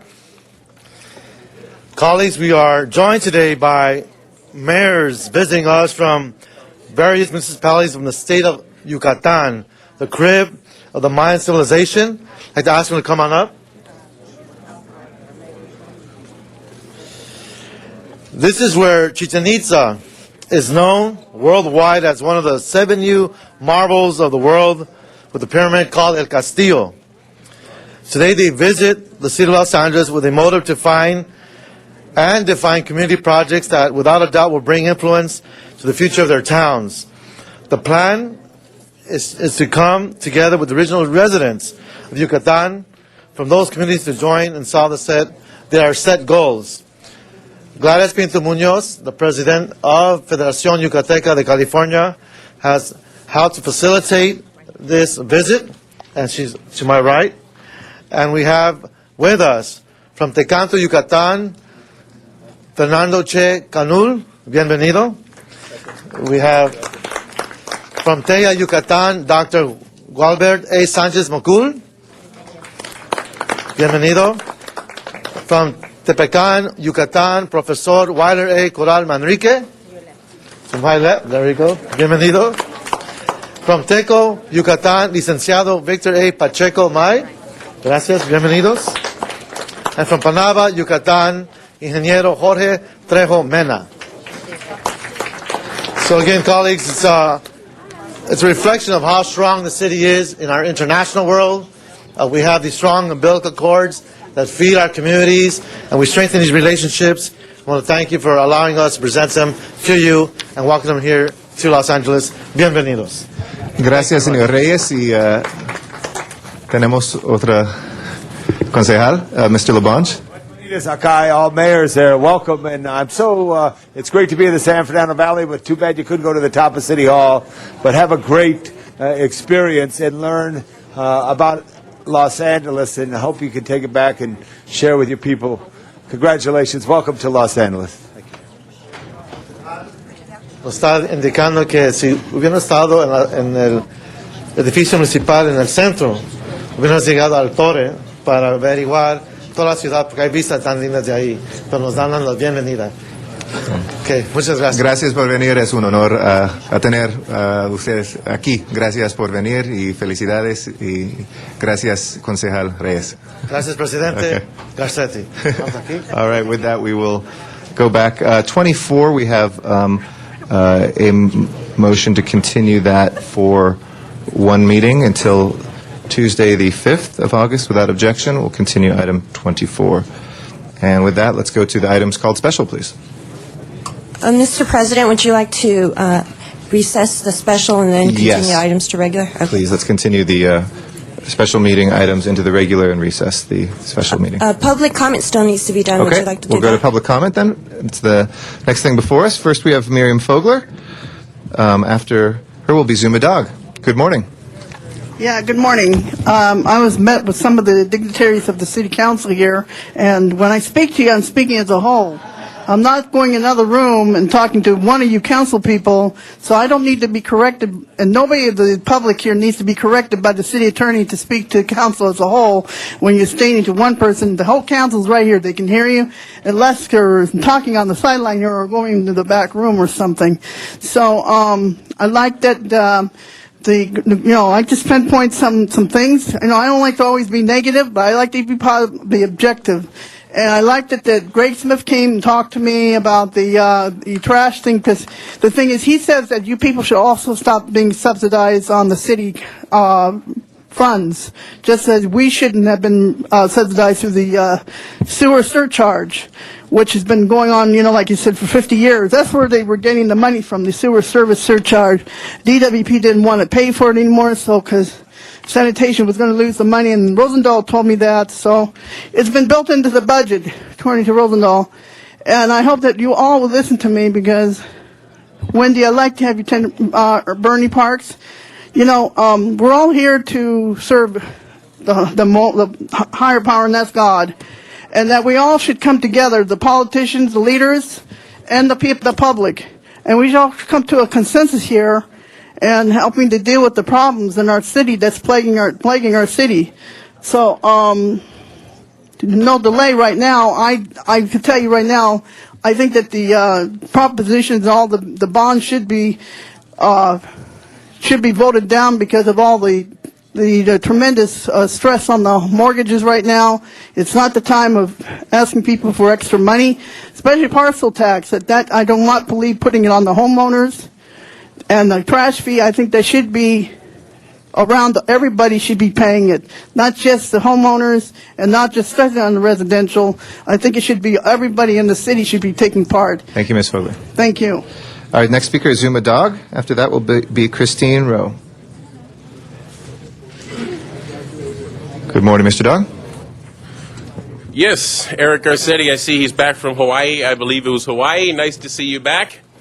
Boy, you missed a real earthquake while you were gone. By the way, it was pretty ironic that moments before the earthquake, on the council agenda was the agenda item for emergency preparedness and the fact the city doesn't have a plan for things like earthquakes, fires. And then I put in a card and I spoke about it. Council passed. They did not speak at all. They didn't care. Then a few minutes later, an earthquake, and they stand up. Oh, we need to have a discussion about earthquake preparedness. Well, about 5 minutes ago, you decided it wasn't a factor. Ha ha. Okay, now I'd like to say that Mayor Antonio Villaraigosa, he's raised $1.6 million for his mayoral reelection, and that's stunning figure, I'm told, a staggering figure. He had to fly all over the country from Florida to New York and all over. Did you know that Councilmember Jack Weiss has $1.1 million in his war chest for city attorney? Now, there has been concern that there's been roll call where Jack has been on the roll call, and there's been concerns that he's going up to his office and doing illegal campaign solicitation Hold on, Mr. for Dog. his... Yes. Mr. Alicorn? Excuse me. Excuse. Okay. All right, go ahead. Finish what you're saying. Oh, well, please. Please, if I could politely, respectfully request the council members not to jump up and violate my Brown Act. Let's talk about some things. The density in this city is outrageous. This city council is going to go down in history as destroying this city and county and region. The feds are going to have to get involved because we don't have enough water. I'm here to tell you, you do not have enough water now or in the future for all your density. So you're going to have to tell your special interests, we're going to have a moratorium on all building. You simply don't have the water. You simply don't have the mass transit. And I say voters need to say no on all new bonds and taxes because time and time again they say it's for one thing, then it's used for the other. From trash collection fees to Prop 1A to Prop 1C to everything, it's one thing and then the other. And I'm going to have examples all throughout this meeting. Vote no. Thank you, Mr. Dog. Mr. Alicorn and Mr. Zine. Mr. Alicorn? I just wanted to... I'm sorry. Mr. Alicorn, then Mr. Zine. Yeah. I just wanted to comment on the comment about earthquake preparedness. I want the public to know that the council is very well aware of earthquake preparedness. The city of Los Angeles is one of the most prepared cities in the world. And in fact, our managers are responsible to take training on earthquake preparedness annually, and in fact, staff throughout the city's departments, whether it be police, fire, or public works, planning, all of them are trained in earthquake preparedness and other kinds of emergency services. I can mention, on a personal level, having been a member of the Seismic Safety Commission for 8 years, and the city's emergency operations coordinator for the personnel department during the Whittier Narrows earthquake, for example, council member during the first earthquake, we never forget that there is a potential for an earthquake in Los Angeles, and the council members are very well aware of that fact. Thank you. Mr. Zine? Yes, just two items I just wanted to clarify for the record that while Mr. Garcetti was in fact in Hawaii, he's a member of the United States Naval Reserve, and he was on a military mission serving his country. He wasn't there on vacation. Thank you, Mr. Garcetti, for your patriotism for America. Thank you very much, Mr. Zine. Our next speaker is Christine Rowe. After that will be Marjorie. Sorry, I can't quite read the last name, but we'll call it in a second. Christine Rowe. Hi, I'm Christine Rowe, but I'm going to let Dr. Wiseman speak before me, please. If you could go first, and we promise we'll get to Mr. Wiseman, but we just go in the order that the cards are, and we don't yield time. So We have a presentation for you, sir. That's why we're... if you'd like to go now, you can pass right now, but I'm going to go to the next card then, and we'll get to Mr. Wiseman eventually, but we can come back to you. But He's asking, as the representative of a committee, if we can speak as a committee in order. Unfortunately, we can't. We can go one at a time. But why don't you start, and we'll have Mr. Wiseman go. We'll put you together in a group, but go ahead. Thank you. I am a resident of West Hills. It is in the far west part of the San Fernando Valley. In the past 20 months, I've been deeply involved in the cleanup of the Santa Susana Field Laboratory, SSFL, also known as Rocketdyne. This site, in December 2007, qualified as a federal Superfund cleanup site. The peripheral properties are impacted by this site. In April 1999, a final EIR was filed with the City of Los Angeles for Dayton Canyon Estates. The state clearinghouse number is 980-71093. Your case EIR number is 9802227. The applicant was SunCal, but since that time, the property has been sold to Centex and is now known as the Centex Sterling property. And I've actually am reading the wrong letter. I'm sorry. In my 32 years of residency in Los Angeles, I've never heard my mayor or the city council address the Santa Susana Field Lab property issue. I ask that you overlook the arbitrary political boundaries of the area and focus on the geological and airborne pathways of this site. About 18 years ago, I was told that I live in the prevailing winds area of the Santa Susana Field Lab and that I will have to disclose that if I ever sell my home, even though I live outside the 5-mile radius of the lab, I did not know what that meant. Today, I believe that means that my home could be contaminated by airborne contaminants, toxic chemicals, and radioactive contaminants from the site. And I know my time's running out, so I just want to say that they're going to dynamite the canyon, and I need you, please, to look at this issue. And I've brought numerous documents to put on the If record. you just give it to one of the sergeant's arms, we'll make sure those get distributed. Mr. Smith and Mr. Zine want to add a comment, a correction to the record, if you have a moment, ma'am. Mr. Smith? the record, Mr. Zine and I both have introduced a couple motions on this project that we did create a area out of a couple miles surrounding it that says nothing can be built there until we do toxicology reports, until we do soil testing to make sure there's no nuclear contamination. We have, at our request, asked our Department of DTSC, California DTSC, to check the property at Dayton Canyon to make sure it is okay before they build anything. They have now cleared it. There is no contamination on that site, according to the State of California Department of Toxic Controls. And so I'm sorry to disagree with you, but we have been listening. We've been And very we do have involved in this. just as a point of information, we have an open council file number, and we'll make sure we pass that on to you because it's an open council file right now, 062769, and we'll make sure you have that information too. Mr. Zine? Further clarification. While Councilmember Smith and I has personally been to that site to view that site with our staff, the city's environmental affairs, we've also worked with our state representatives, our federal representatives, who have all expressed interest and have activities taking place. So the aspect that we're not aware, we're not doing anything, is absolutely incorrect. We've done motions, we've got federal, state, and local agencies involved in this. In addition to the city's environmental affairs, we've been very conscious with it. I live in West Hills. I'm concerned about that, along with the other residents in the southwest San Fernando Valley. But both Mr. Smith and I, which are boundary separated at Roscoe, have been very involved in this, along with our staffs in the federal, state, and local agencies.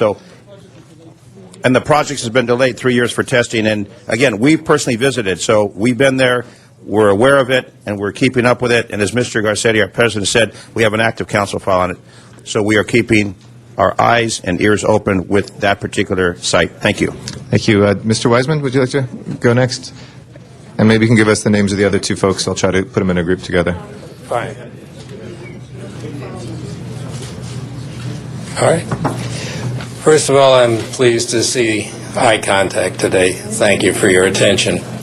I am the chairperson of the Santa Susana Mountain Area Committee, a committee of the West Hills Neighborhood Council. We are aware of the involvement of Mr. Smith, of Mr. Zine, and of other members of this council. But what we've been trying to do, and we will continue to try to do, is to bring all factions together.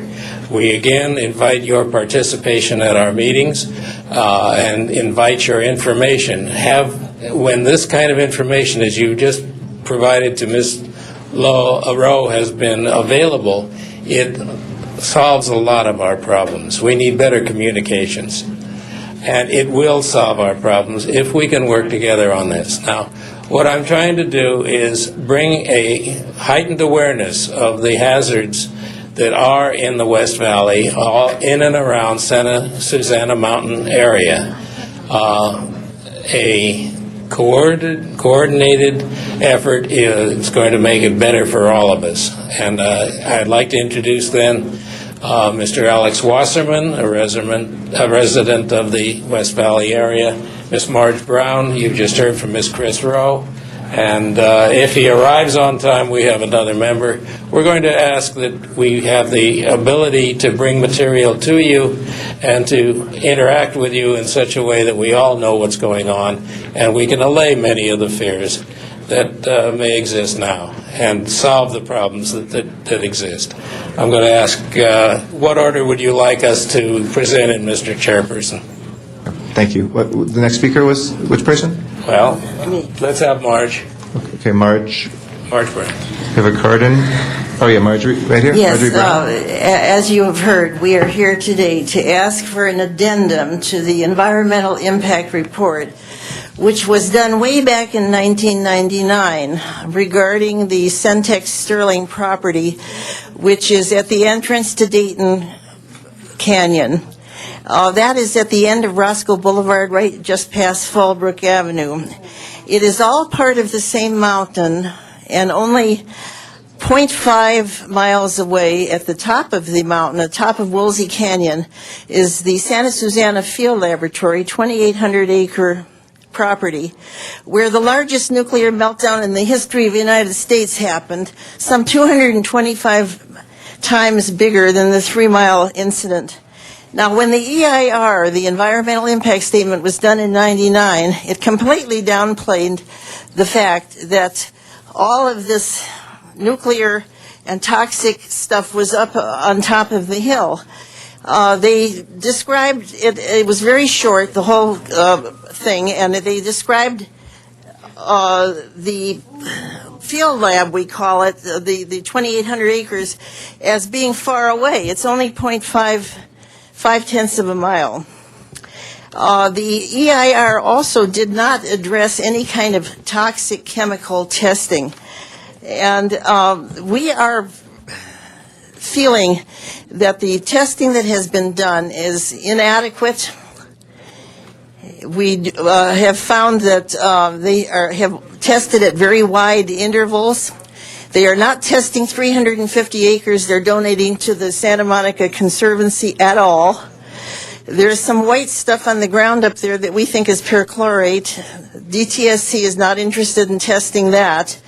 And we are convinced that it's contaminated. For one thing, there's a tremendous plume of TCP and all TCE, get my chemicals mixed up, TCE and also perchlorate is looming just over the head of this canyon. And we would like to request that a supplemental EIR be done. Thank you. Thank you. Okay. Anybody else on Santa Susana? Sir? Just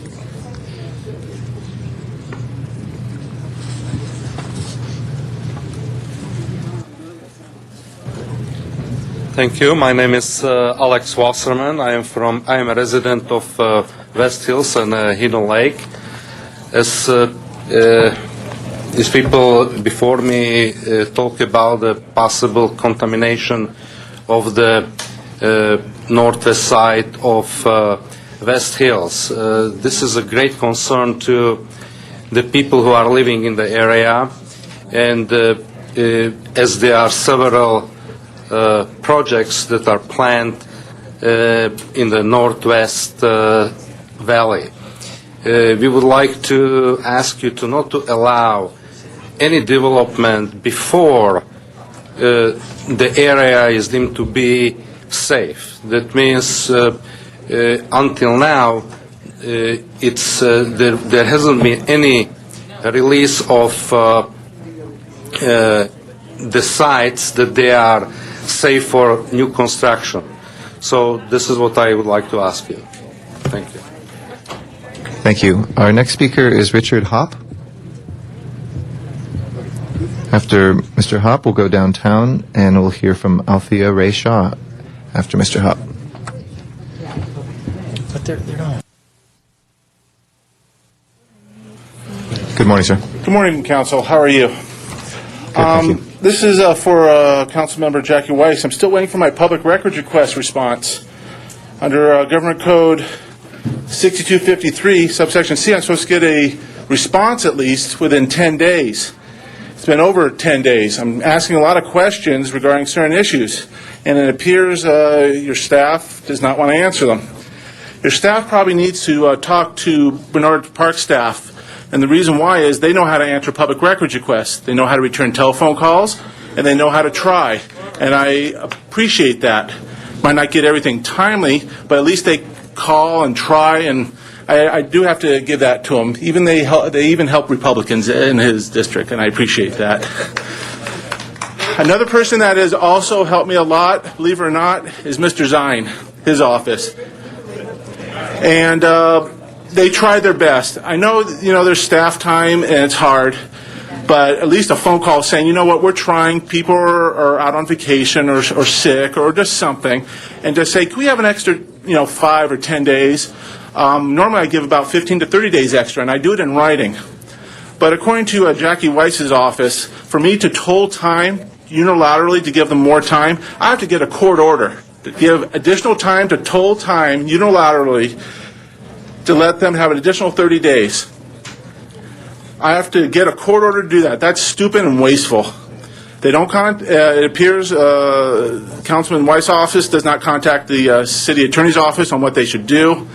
And it appears, since they're so late right now, and they just don't want to respond, I think maybe a petition needs to be filed later today. I just don't know what else to do, but I really suggest that Councilman Weiss contact the other two council members' staff and see how to really do a job. Thank you. Thank you very much, sir. Althea Ray Shaw is in our City Hall downtown. Good morning, Ms. Shaw. Hold on one second, Ms. Shaw. We can't quite hear you. Okay, now we can hear you. Praise the Lord. My name is Althea Ray Shaw.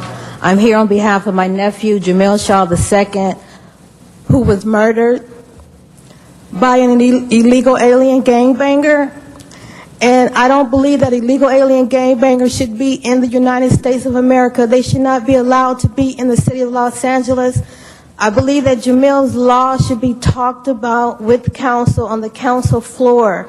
It's not for everyone to agree or disagree, but it should be openly discussed because communication is very important. I believe that last Wednesday, the council member let people from the car wash come and complain. They had problems. Some of the people couldn't speak in English, but they were able to get their point across. They were able to get help because they said they were being mistreated. Well, I feel that as a citizen of the United States, we all should be able to be heard with Jamil's law. I know that you all opened up to come and communicate, negotiate, meet. I think that you all should open it up for us to negotiate, meet, and talk and work it out. I believe that a lot of people want to come to the city council meetings, but they can't because they work, and so many people can't just take off work. So you all meet 12 times a month. If you all can meet once a month or twice a month in the evening, like 6:30, just for people to come out and be heard. And I believe that we need some council members with backbone and strength, because a lot of you all are going to be reelected. Parks is going for 2nd Supervisory District 2. You should have the backbone and strength to bring something out if the community want to hear it. Herb Wesson, I'm in your district, District 10. You should let us talk about Jamil's law, because my nephew was murdered by someone who walked up to him, shot him in the stomach, shot him in the head, then went to the park just to hang out. And now you all ignoring my nephew too, and it's not right. Thank you, Ms. Shaw.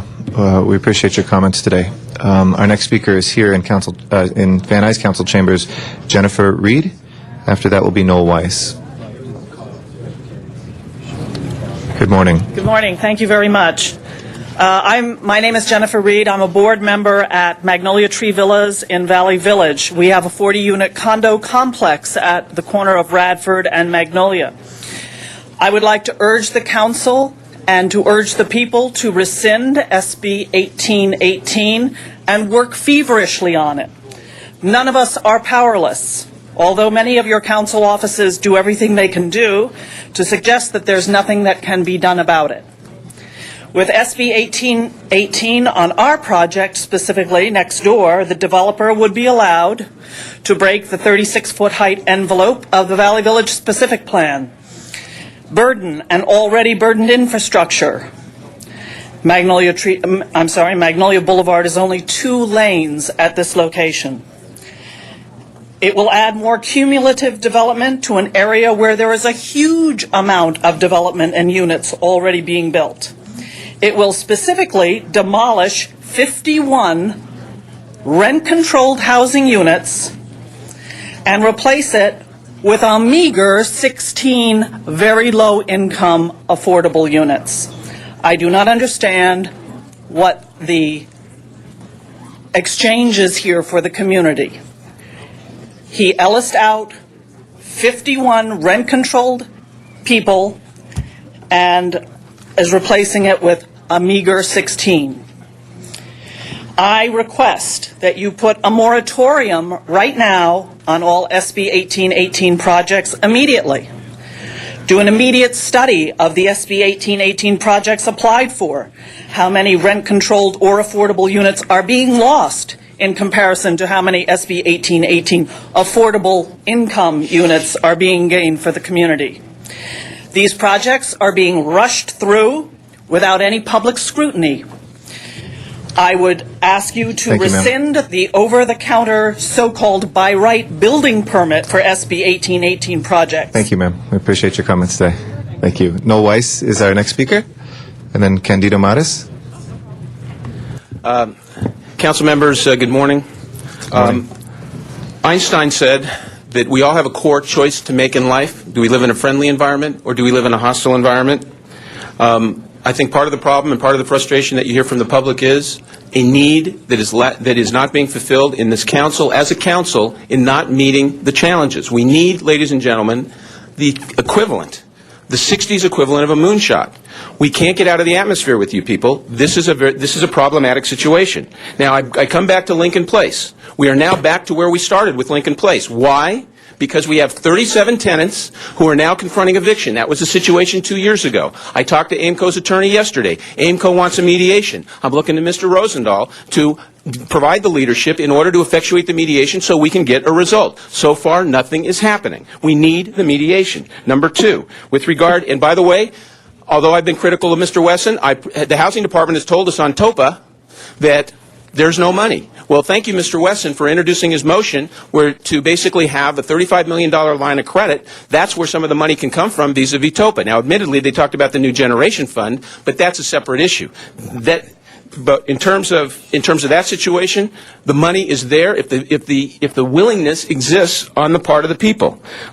With regard, and TOPA, by the way, needs to be in the housing element. If Mr. Reyes is talking about an inclusionary zoning ordinance, the solution is simple. All he has to do, when we revisit SB 1818, and hopefully we will be in a circumstance where we provide for an opt-out. You want to opt out of SB 1818? Then you do it vis-a-vis inclusionary, or you do it vis-a-vis TOPA. That at least provides a political component where you can basically get the job done. Basically that concludes my comments. 10 seconds left. Thank you very much. Thank you, Mr. Weiss. Candido Maris is our next speaker. After that will be Matt Dowd. Very good morning. Good morning, Mr. President, council members, and welcome back, sir, and thank you for your service to your country. Thank you. Tuesday, while I was watching the city council meeting at home in bed because of illness, I was surprised to see that, well, not surprised, but I was grateful to see that the power that sits on that side was nothing, because when we saw that and felt that earthquake, we all knew we were human beings and that if it was the big one, we were all going to need each other. I want to thank Councilwoman Gruhl. Did you see her? She was cool, calm, and collective. Your son will be proud, because I hope you show that to him one day, because under fire, you were a hero. And Mr.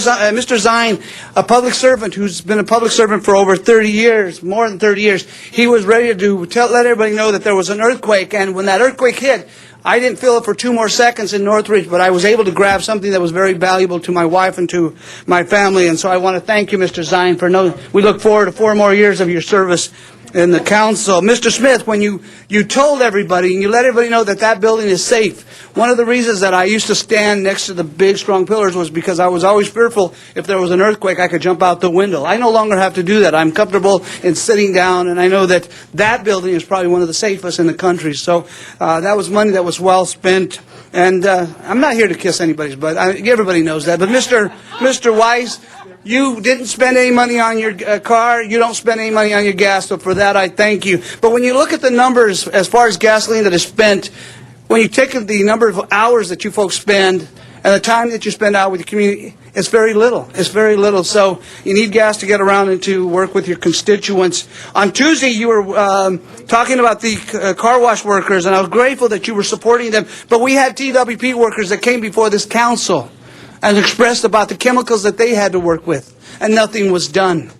Janice Hahn was the only one that stood up for them and asked questions. And an individual that lied to you in committee, and you know who lied to you, is now head of the purchasing. How can that happen? How can you allow somebody... You need to speak to the council as a whole. All right. How can we allow that to happen? At one point or another, you folks are going to have to take a look at that. Thank you, Mr. Morris. Thank you. Matt Dowd is our next speaker. After that is Bud Price. Who did? Yeah, thank you so much, Matt Dowd. It's good to be back. Channel 35. Want to say hi to Gloria. Watches the show just to see us.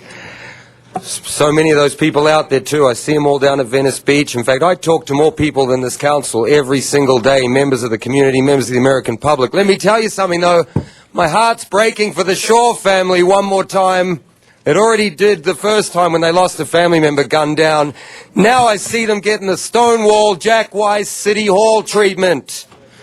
And I've had it for 2 years already, so that's why I don't want to see them go through this. So they might as well quit now. And I hate to have to say that, but it's breaking my heart to see the treatment they're getting. So let's forget going to the top of City Hall to look at the view. No, I want to recap why I'm here for 2 years. Venice Beach. Cindy Mizakowski and Tom LaBonge came up with this permit scheme and gave me a permit. And lots of people. And in that contract, the words inextricably intertwined was legal for sale.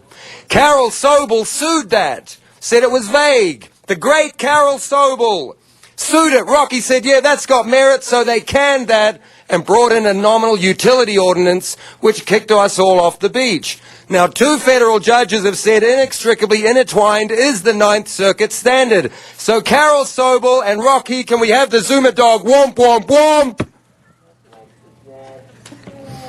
So now, now the city attorneys are telling you that Carol Sobel got inextricably intertwined back on the beach.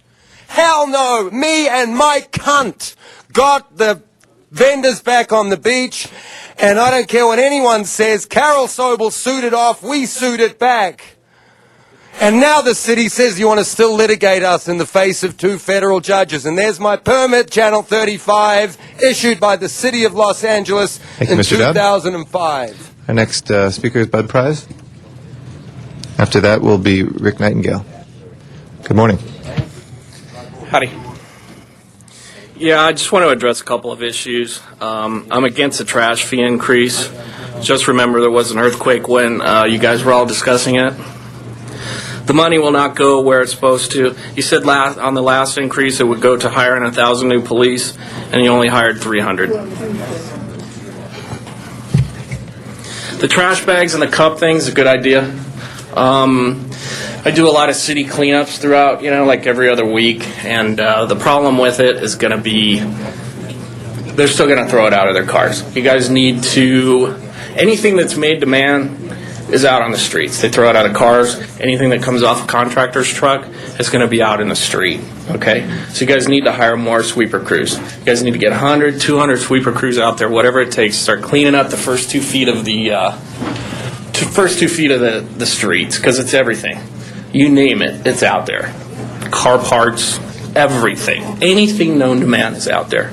And you're never going to get this, you're never going to stop the public from littering. It's going to be out there, period. Trash trucks too. It's a good idea, but it's just going to come up short. I think the trash, let me just think what I was going to say. Once you guys pass the Jamil law too, get it out of the committee so you guys can pass it. What else do I want to get real quick here? Yeah, Glen Oaks Boulevard for that district, from all the way from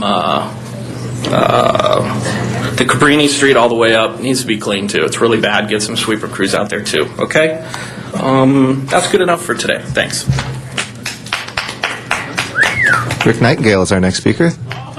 After that will be Sandra Miranda. Yeah, good morning. Rick Nightingale. Good morning. I'm here back regarding, you guys are always hungry for money. Yeah, you are. But I'm still looking at, talked about a drag strip. I know why Ms. Hahn don't want the drag strip out in Terminal Island, but I still think Van Orman Dam, where Councilman Smith, and that's my area, so I own property there and so forth. That is the best place to do it. Reason: there's 2 freeways there. There's a dam blocking the noise. What is there, if there is noise, and there wouldn't be, because it wouldn't be any louder than the police cars racing around their track. And if they said that the houses on the north or northwest side would complain, you're racing towards them. There would not be any noise. It would make a cash flow for the city. I think it should be a non-profit situation without business. It's only for cars that are registered, insured. You have to go through a checkpoint like they used to have on the streets when they had blockades, where they check your lights, tail lights, horn, and everything else to race there. If it isn't insured, and if it's not registered, it don't run. It would keep the street racers off the street to whatever they do. There is no reason why this can't fly. One of the persons from Smith's office says, well, send it up to Palmdale. Well, we've got 4 million people in the city of Los Angeles. We used to have over 7 drag strips within an hour's distance from here. We have none. You have all the way out in Irwindale that it is so crowded. If anybody knew anything about racing, or if you've been to them and all that, they are so crowded. When we used to have 3 and 4 here, that they race all day, and you still only get 5 or 6 passes. Now you go out there and you get 2 or 3, and you're there for 7 hours. That's ridiculous. And some of us people have a lot of money tied up in our cars, and we can't go no place. And you wonder why they're out street racing. Something has to change, and I think it's up to you to help out on this situation. I'd like to have somebody from Smith's office call me. They have my phone number from over in their office over in Northridge. I'd appreciate it. Thank you. Sandra Miranda is our next speaker. And then we'll hear from Jackie Cantor. Good morning. Good morning, council members. Thank you. First of all, my name is Sandra Miranda. I work for the Department of Water and Power. I am a blue-collar supervisor, and I want to bring up the issues that Candido Morez had just brought up earlier. Being a supervisor, you have a tremendous responsibility and a liability to your workers. And Councilman Smith, I think you said it best, the day is going to come when we will have that shake. And for us to function as city workers, and me as a city supervisor, it is very, very important that we have the proper tools and equipment that are needed to do our job, that we have access to a freight elevator that will allow us to do our job properly and safely, to be more productive. We cannot let management dictate to us or excuses that they have given us for reasons not to have what we need to get the job done properly, effectively, and timely. Enough is enough. I hope you council members listen today, because we cannot continue to function like this, especially knowing the issues that will arise when the shake comes, and God forbid city workers are not ready to perform. Thank you very much. Thank you very much, ma'am. Jackie Cantor is our next speaker. Is Jackie Cantor here? Last time, is there a Jackie Cantor? If not, that will close our general public comment. So if we can take up special 1 first, please, and City Attorney will speak to the findings. Thank you, Mr. President. I'll recite the facts as presented to me by the maker of the motion for the Council's consideration of the adequacy of the findings. Since the posting of today's agenda, the Governor signed the executive order reducing the pay of designated state workers to the federal minimum wage. Immediate action is required so that the full City Council may express its opposition to the order before the start of the next work week. Council must first make findings pursuant to Government Code Section 54954.2 before considering the substantive motion. Thank you. On the findings, if we can please open the roll, close the roll, and tabulate the vote. 13 ayes. That is now before us. I'd like to recognize Mr. Parks. Thank you, Mr. President. We've received a number of calls, and although most people believe that the state workers are all in Sacramento, many of the state workers live within our districts in the city of Los Angeles. For them to go into next week at a pay rate of basic minimum wage appears to be unfair to the workers, because having the legislature and the governor unable to reach a budget should not be placed on their backs, particularly in light of the financial strain that many of our residents are going towards as it relates to foreclosures, the increase in gasoline, and a variety of other things. And then also, as we know, in dealing with our budget, to cut personnel or to have personnel unavailable for work really is a reduction in services. And so I'd hope that we as a council would go on record to support Mr. Chang's position that he is the authority in the state to make that decision, and that we not cut state employees' pay because of this deadlock in the budgetary process, but that we move forward and ask clearly that the legislature and the governor come together and bring a state budget so that we all know as residents and elected officials in the state what we could expect. And we hope that, as one of our prior motions, that they do not go into the local treasuries and pull money in to balance the state budget, but to make the state employees the pawns in this discussion is an unfair issue, and certainly will impact every city within the state of California. And so I'd ask that we as a council go on record to not support this executive order and that we move forward in assistance of employees of the state that happen to live in the city of Los Angeles, to support them and that they not lose valuable revenue on their paycheck, even though they're being asked to work the same number of hours. Thank you very much, Mr. Parks. With that, let's prepare the roll on the special one. This is on the merits. Okay. This is on the item itself, sorry. Please open the roll, close the roll, and tabulate the vote. 12 ayes, 1 no. Okay, that is approved. We'll send that forthwith without objection. If we can take up items 5 and 26 together without objection, we'll take both of those up, and I'd like to recognize Mr. Alarcon on items 5 and 26. Oh, you want to do the cards first? Okay. We have... Also, if we could... Yep. If we could ask Richard Benbow from CDD step forward also to be available. All right. We already had the public hearing on item 5, Mr. Alarcon. We have cards in both for 5 and 26. Did you want to reopen the hearing again on 5, or did you want to just take the items for 26? Yes, please. Okay. For how long? Any? How many cards do you have? We have 4 cards on item 5, and then we've got 5 on 26. Do you want to just do 2 minutes apiece for each of those? Yeah. Okay. Yeah. All right. Sela Berman is our first speaker on item number 5.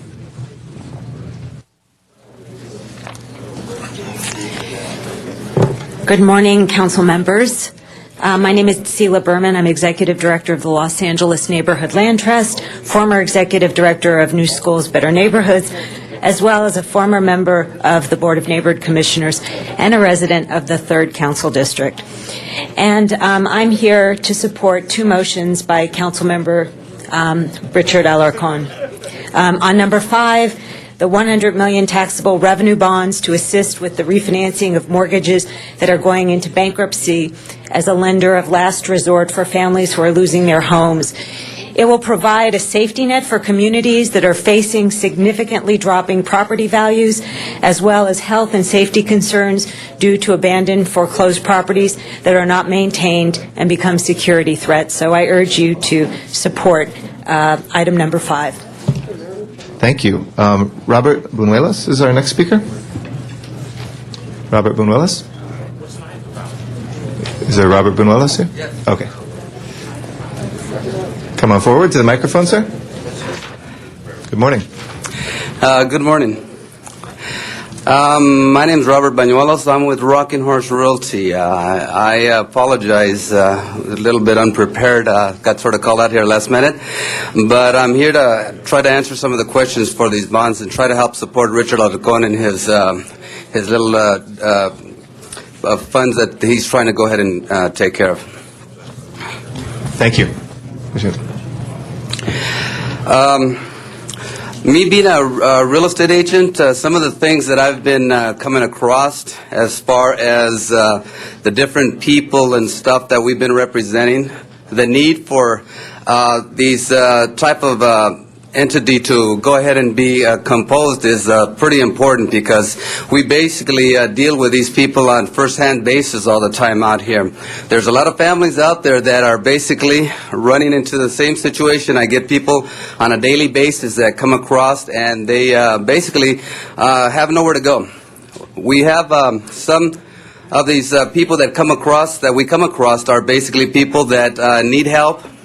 There's a couple of foundations out there that I end up working with. I try to help support and try to direct these individuals to. When in doing so, there's a lot of things, unfortunately, that haven't been taken care of. And a lot of the clients and the people that I've been dealing with have been running into situations where they have mistrust because of the situation where there are so many people out there, and there's the individuals that are taking advantage. There's a lot of these people taking advantage of these clients out there. They're looking for opportunities to make money, and they're looking for opportunities to go ahead and take advantage of these. So me being in that position, needing to go ahead and help out these individuals, Richard Alarcon's events that he's go ahead and proposing are something that's going to be very good for the for basically our industry. We need something like this to go ahead and help out the people, whereas to I would go out there and be able to direct my clients to somebody like these foundations that we're proposing. Thank you very much. Appreciate your comments today. Our next speaker is Hermes Ayala. After that will be Ian McMahon. Good morning. My name is Hermes Ayala, and I'm coming from Fair Housing Council, San Fernando Valley, to support this motion, a special motion from Mr. Alarcon and Mr. Park. And I want to tell you guys, we had a lot phone call for people who lost his house at this time. So we need, I give it to you specific information, 41% of the people who living in the valley at this time, homeowner, they lost his house. A lot of people who rent in the house, they receive evictions, and they are facing living in the street. Our organization is part of the community and also a big coalition who help you people, and we're doing a lot of presentation around the city of Los Angeles. We give you a phone number to those people who need assistance. We provide counseling.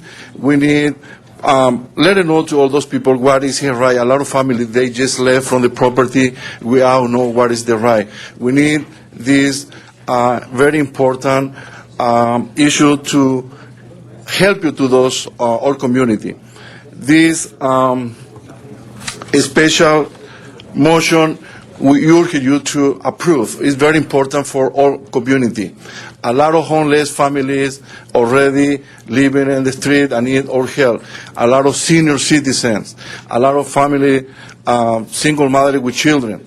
They're looking for assistance, and this is the opportunity. Thank you very much. Thank you very much, sir. Ian McMahon is our next speaker. Good morning. Good morning. I'm with Los Angeles Neighborhood Housing Services, and also we are a member of the Center for Foreclosure Solutions, which is a coalition of nonprofits, real estate organizations, financial institutions, and government agencies right now dedicated to preventing and counseling families going through foreclosure. Since January, we've counseled over 4,000 families going through foreclosure. And the reality is that we aren't able to help many of these people. But with the passage of this motion and the issuing of these bonds, with the refinance options that will be available to families, this will give them an option moving forward to help keep families in their homes and help prevent the loss of taxpayers in your districts and be able to prevent the deterioration of communities in Los Angeles. Thank you. Thank you, and thank you for your good work in helping out. Zuma Dog is our next speaker.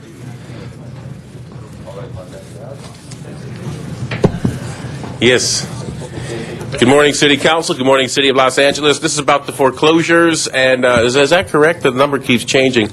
Yes, first of all, I think that the city... Yes, we've heard the federal chairman say, the former federal chairman say that the foreclosure market's going to get much worse. We haven't even seen the bottom of it yet. And if I could please have some quiet. Anyway... Go ahead, the Mr. city's Dog. in big trouble because they're going to be taking in much less money. Property values are going down. There's nothing in sight. I don't know what the answer is here, but I think definitely that what the city council is going to want to do is have some other people pick up the tab. Is that what we're talking about here? Come up with some remedies to distribute it, to pick up the tab. I'm going to waive my time. Unfortunately, I was very blessed to be having a conversation with the council member, and so now I'm unprepared, but it was worth the exchange. I'm sorry, City of Los Angeles. Thank you very much, Mr. Dog. Our next speaker is Matt Dowd. Yeah, reset the clock. I'm not here yet. I only want 1 minute on this, so I'd appreciate it straight off the top. Don't start the clock when I'm right at the back of the room. You don't do that for anyone else. Now I'm losing valuable time on an important issue, a massive issue, and you're just taking my time. So, Channel 35, take note that that's obvious. I'm a threat to the city council because they'll do anything they can to shut me down and not hear what I've got to say. He's not talking about this issue. Exactly. Thanks for proving my point, Dion O'Connell. Sir, if you will please address the issue that's before us. Thank you. $100 million, how far is that really going to go? Not very far at all. We're telling people not to vote on any of these bonds. $7 billion LAUSD. use the federal money by all means. Let Bush dig you out of this one because he's probably the one who put you in there too. All right, thank you very much. That is our last speaker. We also had the same speakers that we heard from before for item 26. We'll make sure that's part of the record as well, both 5 and 26 together. With that, I'd like to recognize Mr. Alarcon. Members, I don't think anybody needs to be educated on the challenges we have with the foreclosure crisis. I've showed many of you the map of my district. Just since April, 606 foreclosures. This is a red dot map. And by the way, many of you have requested this, and I have my staff pulling these up for your district. It's on the web someplace, I don't know where, but it's there, and we will get one for your district. What this map shows is that 606 houses have been foreclosed on just since April, and another 557 are in the process of foreclosure. And that's just one council district. You multiply that times 15, and I think one thing that is very noticeable about this is there's a very even spread, and I think it's very similar to what is probably occurring in your district. Just last Wednesday, the President signed a bill from Congress that provides us with an opportunity, actually, to try and address these issues. So, first let me say that Council, on item number 5, this is to ask whether we can create, with our own capability to allow for bond capacity, to set aside $100 million in taxable mortgage revenue bonds, which, by the way, is not taxpayer dollars. It is money that is invested to create this bond opportunity, and those bonds that are sold on the market provide cash to the city of Los Angeles. And with that, we could then lend money to people who are in foreclosure problems and could be corrected. Let me be clear here. When I first introduced this motion, I think the Daily News said that this was some kind of giveaway. It's not a giveaway. These are loans. And I should also explain that this is modeled after a program in Ohio. The state of Ohio did exactly this. And I also want to tell you, no, it's not going to save all the houses out there. In fact, it will be a small amount. In Ohio, only 35 homes have been saved, and that's because they adhere to credit standards. They adhere to ensuring that the people who get these loans are able to pay them back. But I think it's time that we take this kind of dramatic action to address the problems of foreclosure. And then secondly, in response to the fact that the President and Congress has finally passed a Foreclosure Act, I think we need to act aggressively. This provides for the opportunity for the city of Los Angeles to purchase homes and resell them, and it concentrates in areas that have high levels of foreclosures. L.A. certainly is one of the targets in the nation. $400 billion is available, but we need to get ourselves set up to be able to receive this money and aggressively target it to help the people of Los Angeles. So I've asked Richard Bembo if he could step forward to talk about both of these motions, but the bottom line is that we are seeking to establish the Office of Foreclosure Assistance to aggressively pursue the federal money that will be coming down, as well as design programs around foreclosure assistance that the city of Los Angeles needs. I'm finished with my speaking points, but if Mr. Bembo could expound. Thank you. Mr. Bembo. Members. Good morning. My comments will be brief. Just to reiterate the concerns expressed by Councilman Alarcon, this is a very serious crisis, as we all know, but we also believe that these two motions represents two very important tools that the city can use to combat the very devastating effect that these foreclosures are having on our communities throughout the city. Our staff is at this very moment looking into and becoming really familiar with the federal legislation, and also looking at the feasibility of the taxable mortgage revenue bonds even being non-taxable, and looking at all the possibilities that we could have here in order to bring some relief to the homeowners that are suffering throughout the country as well as in our city. The map that the councilman talked about is really unbelievable. If you look at that map, And I would encourage you all to look at a map for your district as well, just to get an idea of how widespread the problem is. But let me just conclude by saying that we're looking forward to working with other members of the city family, including the Housing Department, the CAO's office, the CLA's office, CRA, and all others that will be involved in this effort. And we look forward to bringing back a plan to you that will meet your instructions to us in a timely manner in getting this program off the ground and rolling by October 1st, 2008. Thank you very much. And Mr. Alarcon, I know you don't like praise from council members, but congratulations on your work on this. You've been doing a great job bird dogging this. And I know a number of council members have been active in actually lobbying in Washington on the specifics of the bill that was passed. So thank you all for your good work on that as well. And thank you, Mr. Benbow, for continuing this work on this crisis. With that, let's go ahead and open the roll on these two items, close the roll, and tabulate the vote. 13 ayes. That is approved. Next item, please. Next is item 12, and there's a card on this item. Okay, item 12 is our next item. Zuma Dog, if you'd like to come forward.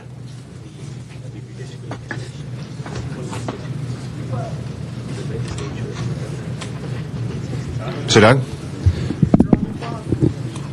Oh, no, see, they had the wrong thing up here. Yeah, this is rent escrow. Yes, see, they had the wrong item. Rent escrow, here's what I'm here to say. I've had complaints from constituents in the city, business owners. What's happening is you have criminals, degenerates in the neighborhood who graffiti up businesses. They will break the windows and do disruptive things, and then the city will impose, fines for them to clean it up. And then if they can't comply, it's a lien. And then if they can't pay the lien, well, then they lose the business. And we heard at City Hall earlier this week, somebody who was fined, he had to pay over $500,000. Somebody else who contacted me, $2,000. I mean, you've got all these problems in the economy with not enough business. Meanwhile, you continue to tax and put new taxes and new bond measures and update all fees. Meanwhile, you're throwing levies on them over things they cannot control. Something needs to be done about this because it's due to the city's lack, and let's face it, Bratton could smart off at the mouth with his smart-ass comments like that, but he has a long way to go in this city before he can start talking like that. The city and the police has a long way to go. He is off topic on this issue. If you can bring it back to the rent escrow. Dion needs to educate himself. Dion, let me explain why this is on topic. If I can explain without council members jumping up and violating the law, I will explain why this is on topic. The reason people end up on these rent escrow programs is because the city is putting liens on them for graffiti and windows being broken, things that are happening in the neighborhoods that the business owners can't control, and the police isn't doing enough. So before you take away their businesses and put liens on them, I say Bratton should put his smart mouth in check and do a little more before he can talk like that. And that's my first amendment. Thank you, Mr. Dog. I'm allowed to say that. Thank you, Mr. Dog.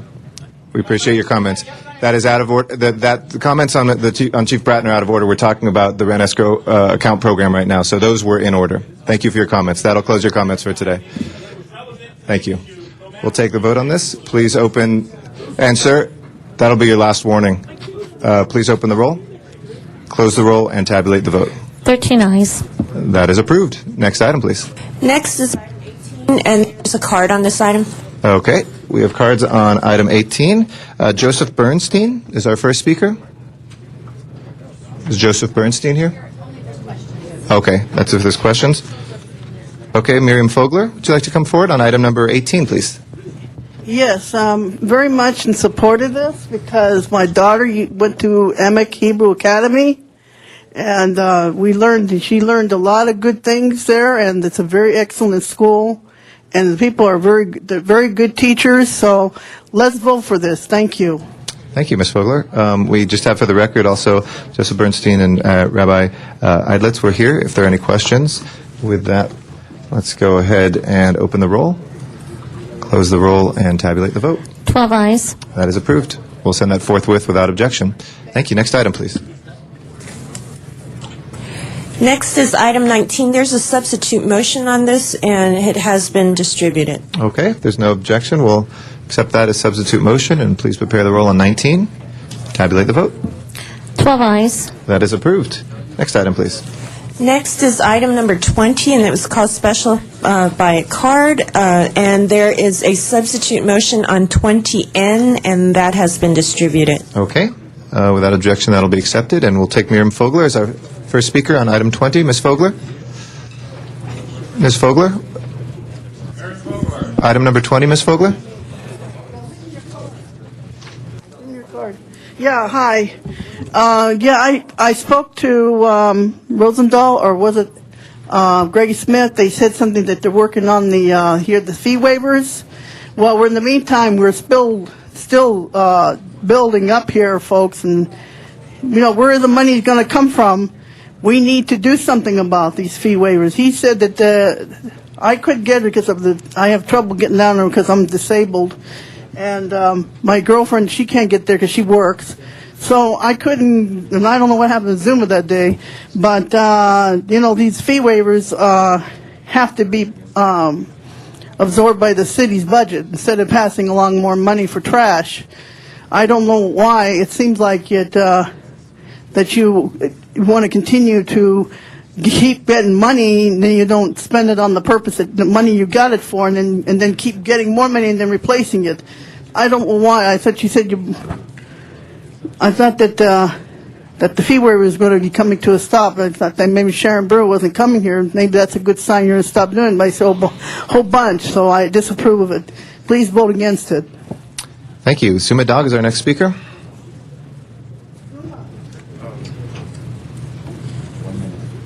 You have 1 minute left, sir. Yes, I was going to talk on track maps, but I'll talk about this. This is about special event fees, and they have a thing. It says special event fee waivers, okay? So it makes it sound like, oh, we have the event, well, it's waived, and it goes into some magic dust area. No, that money comes out of the general fund. And here's the problem.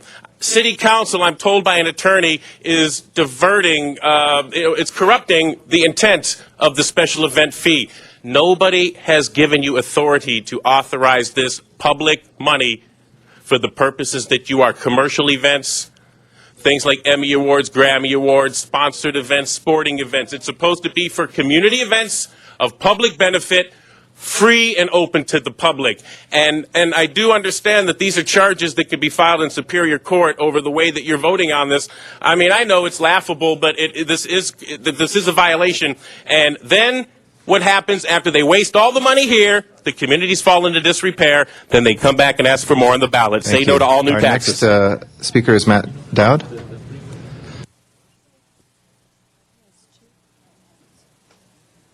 All right, thanks for not starting the clock. This is the fee waiver thing, the Jack Weiss item that we talked about. Why is it the Jack Weiss item, Mr. City Attorney?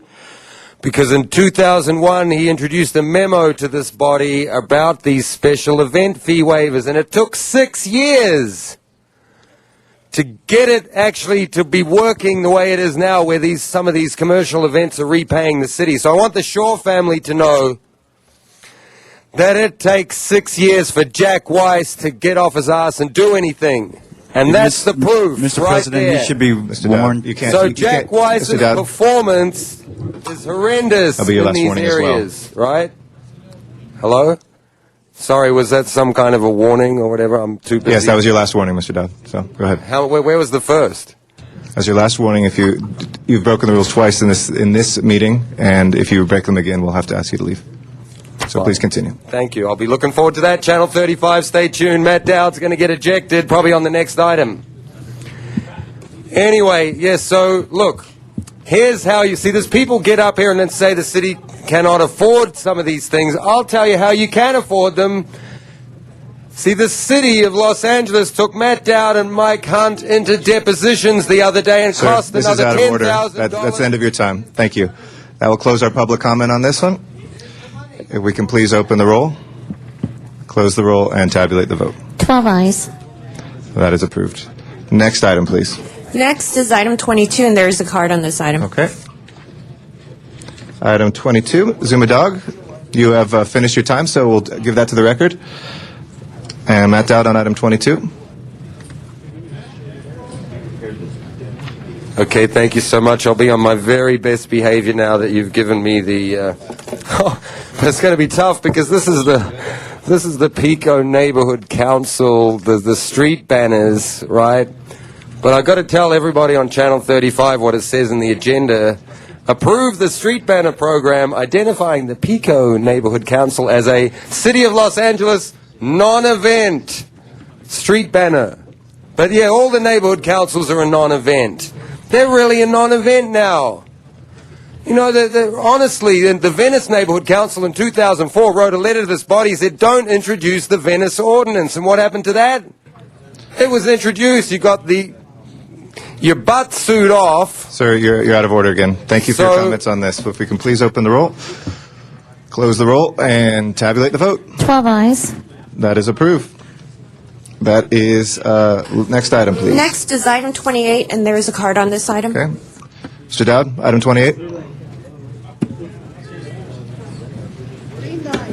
I would respectfully ask for you to please stay on topic as much as you can on this. We do have general public comment, and you're welcome to express a variety of views there. You have 1 minute left. Go ahead. And I respectfully appreciate that, too. You have no idea, Mr. President, and I appreciate your work for the country, but I'm probably not allowed to say that either. Now, the track maps, they're the blueprint for the density, and see, LAPD, they're the ones who are going to carry the brunt of everything that goes through this agenda, because law and order is going to be out of control when there's too much density on the streets of Los Angeles. So if you could speak specifically to this tract act. Okay, well, I'm against these track maps and I say vote against them because the city needs to back right off on the development, because LAPD is going to suffer, and I'm trying to support them right now, even though the chief is doing his best not to. Thank you, Mr. Dowd. That'll close our public comment. If we could please prepare the roll and tabulate the vote.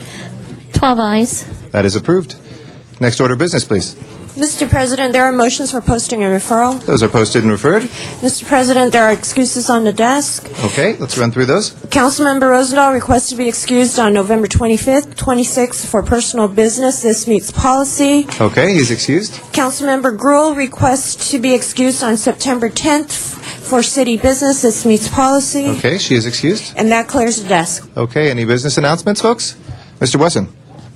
Thank you, Mr. President. Members, I just want to remind those that might be watching Channel 35 that tomorrow, Saturday at 7:15 at Rancho Cienega Park, which is located at 5001 Rodeo Boulevard, we will be having, Councilman Parks and I are hosting movies in the park. Tomorrow we will show the family film Goonies. We have raffle prizes. We're going to have 5 bicycles, gas cards, backpacks. The one we had last week, we had over 400 people. It's great, so I'm inviting anyone who wants to go be at Rancho tomorrow, 7:15.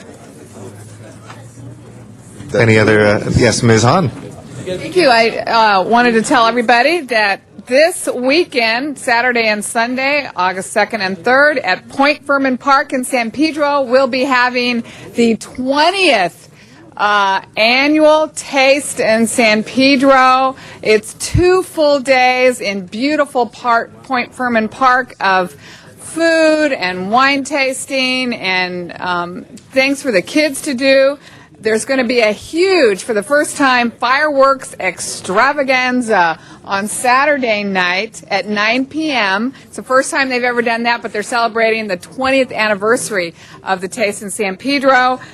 Point Furman Park is at the very end of Gaffey Street. So if you take the Harbor Freeway, you go to the very end. It ends on Gaffey. You take Gaffey all the way to the end, and that's the beautiful Point Furman Park. There will be shuttle service from Angels Gate, so you can park your car there and shuttle in. It's really, we call it our small little community block party, but frankly, it's huge, and we usually have 20, 30, 40,000 people that participate. It's really, if you want some great food, great beautiful setting at Point Furman Park, come on down this weekend, Saturday and Sunday, for the Taste of San Pedro.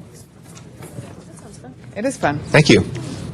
Any other announcements, folks? If not, Mr. Reyes? Till 7. I just wanted to take a moment and thank the communities of Pico Union. We're starting a set of workshops. We had our first workshop this past week. We have a few more, and we invite the citizens of the Pico Union area, Pico Unions 1 and 2, to participate in these workshops and hopefully be part of the civic process. So they're open up for you. We can learn about civic engagement, budgets, programs, and how we develop our different neighborhoods. And yesterday, I want to thank the community of Highland Park for a great presence of the Highland Park stakeholders. We discussed a whole range of issues. And again, thank you for participating. I know it's hard at the end of the day to go to community meetings and sit through these kinds of presentations, but it was very well attended, and I want to thank you for being there. Great. Thank you very much, Mr. Reyes. Mr. Alarcon? Yes, members, I just want to make an announcement of a special event that is occurring on Tuesday, August 5th in the evening at 6 p.m. For a national night out. It will be a community march to give crime and drugs a going-away party. The starting location will be at Langdon Elementary School in Panorama City. The ending location will be at Rosa Parks Learning Center in North Hills. It's sponsored by the LAPD Mission Area Division and numerous community partnerships. We want to send a message to the criminals, letting them know that the neighborhoods are fighting back, organizing, and are taking back their communities. This is part of the Safer Cities Initiative area, so we want to encourage all community members to please come to this event to show the positive side of the Safer Cities Initiative area. The contact person for this event is Officer Mendoza at LAPD. His phone number is 818-838-9860. Thank you. Do we have any adjourning motions today? If I could ask everybody in council chambers to please rise for our adjourning motions.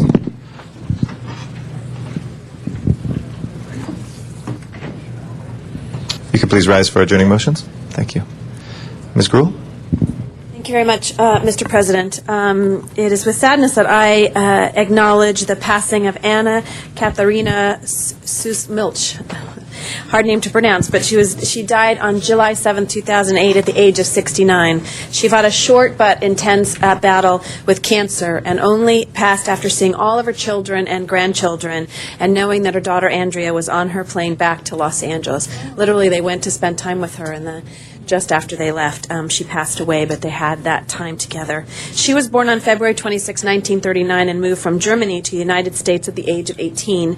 She worked as an au pair and learned English while riding a bus and talking to the bus driver.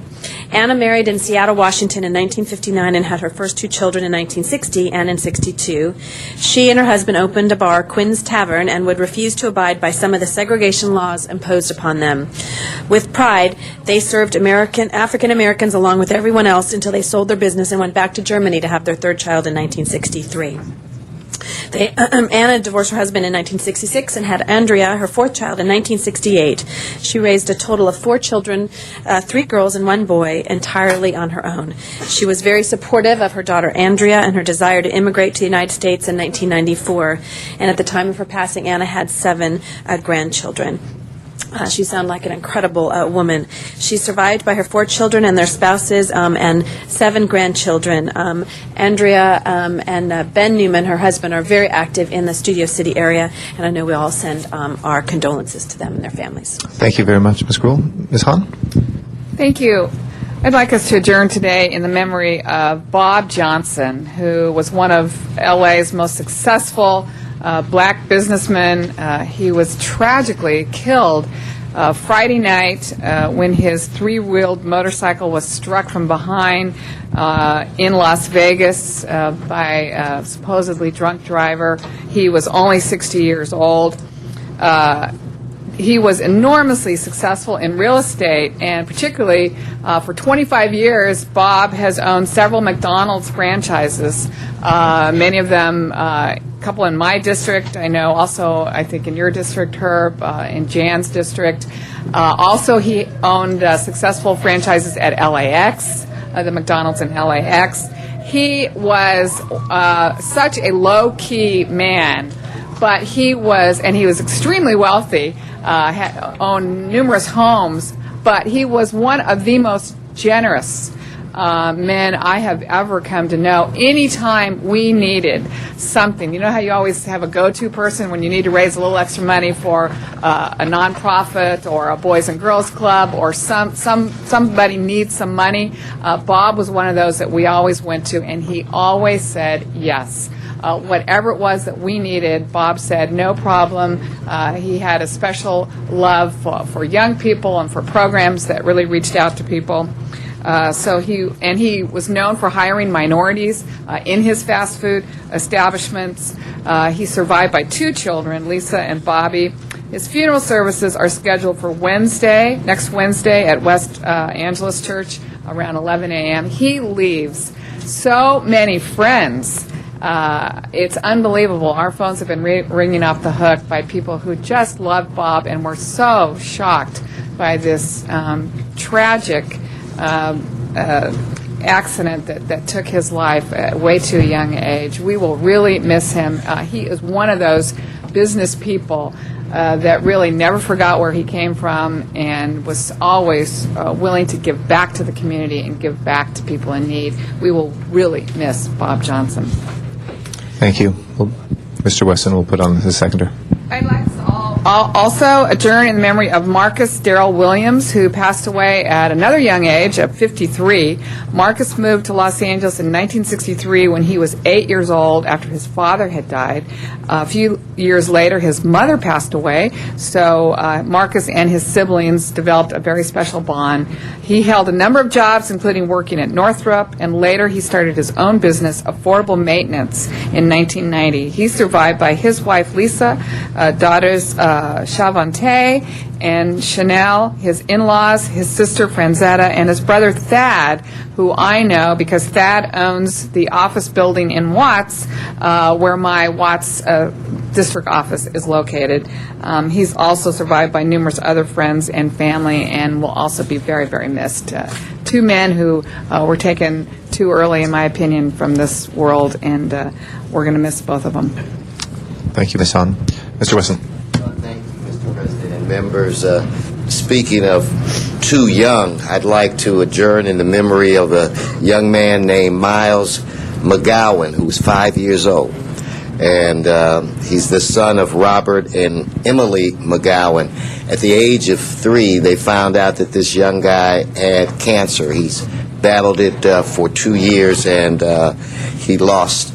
And I just want his family to know that the City Council, the City of Los Angeles, understands them, and they have our prayers, and I'd like to request all members. We'll put all members on that. Thank you very much, Mr. Wesson. Any other adjourning motions? If not, Madam Clerk, please call the roll. We will next be in session on August 5th, Tuesday, in our City Council.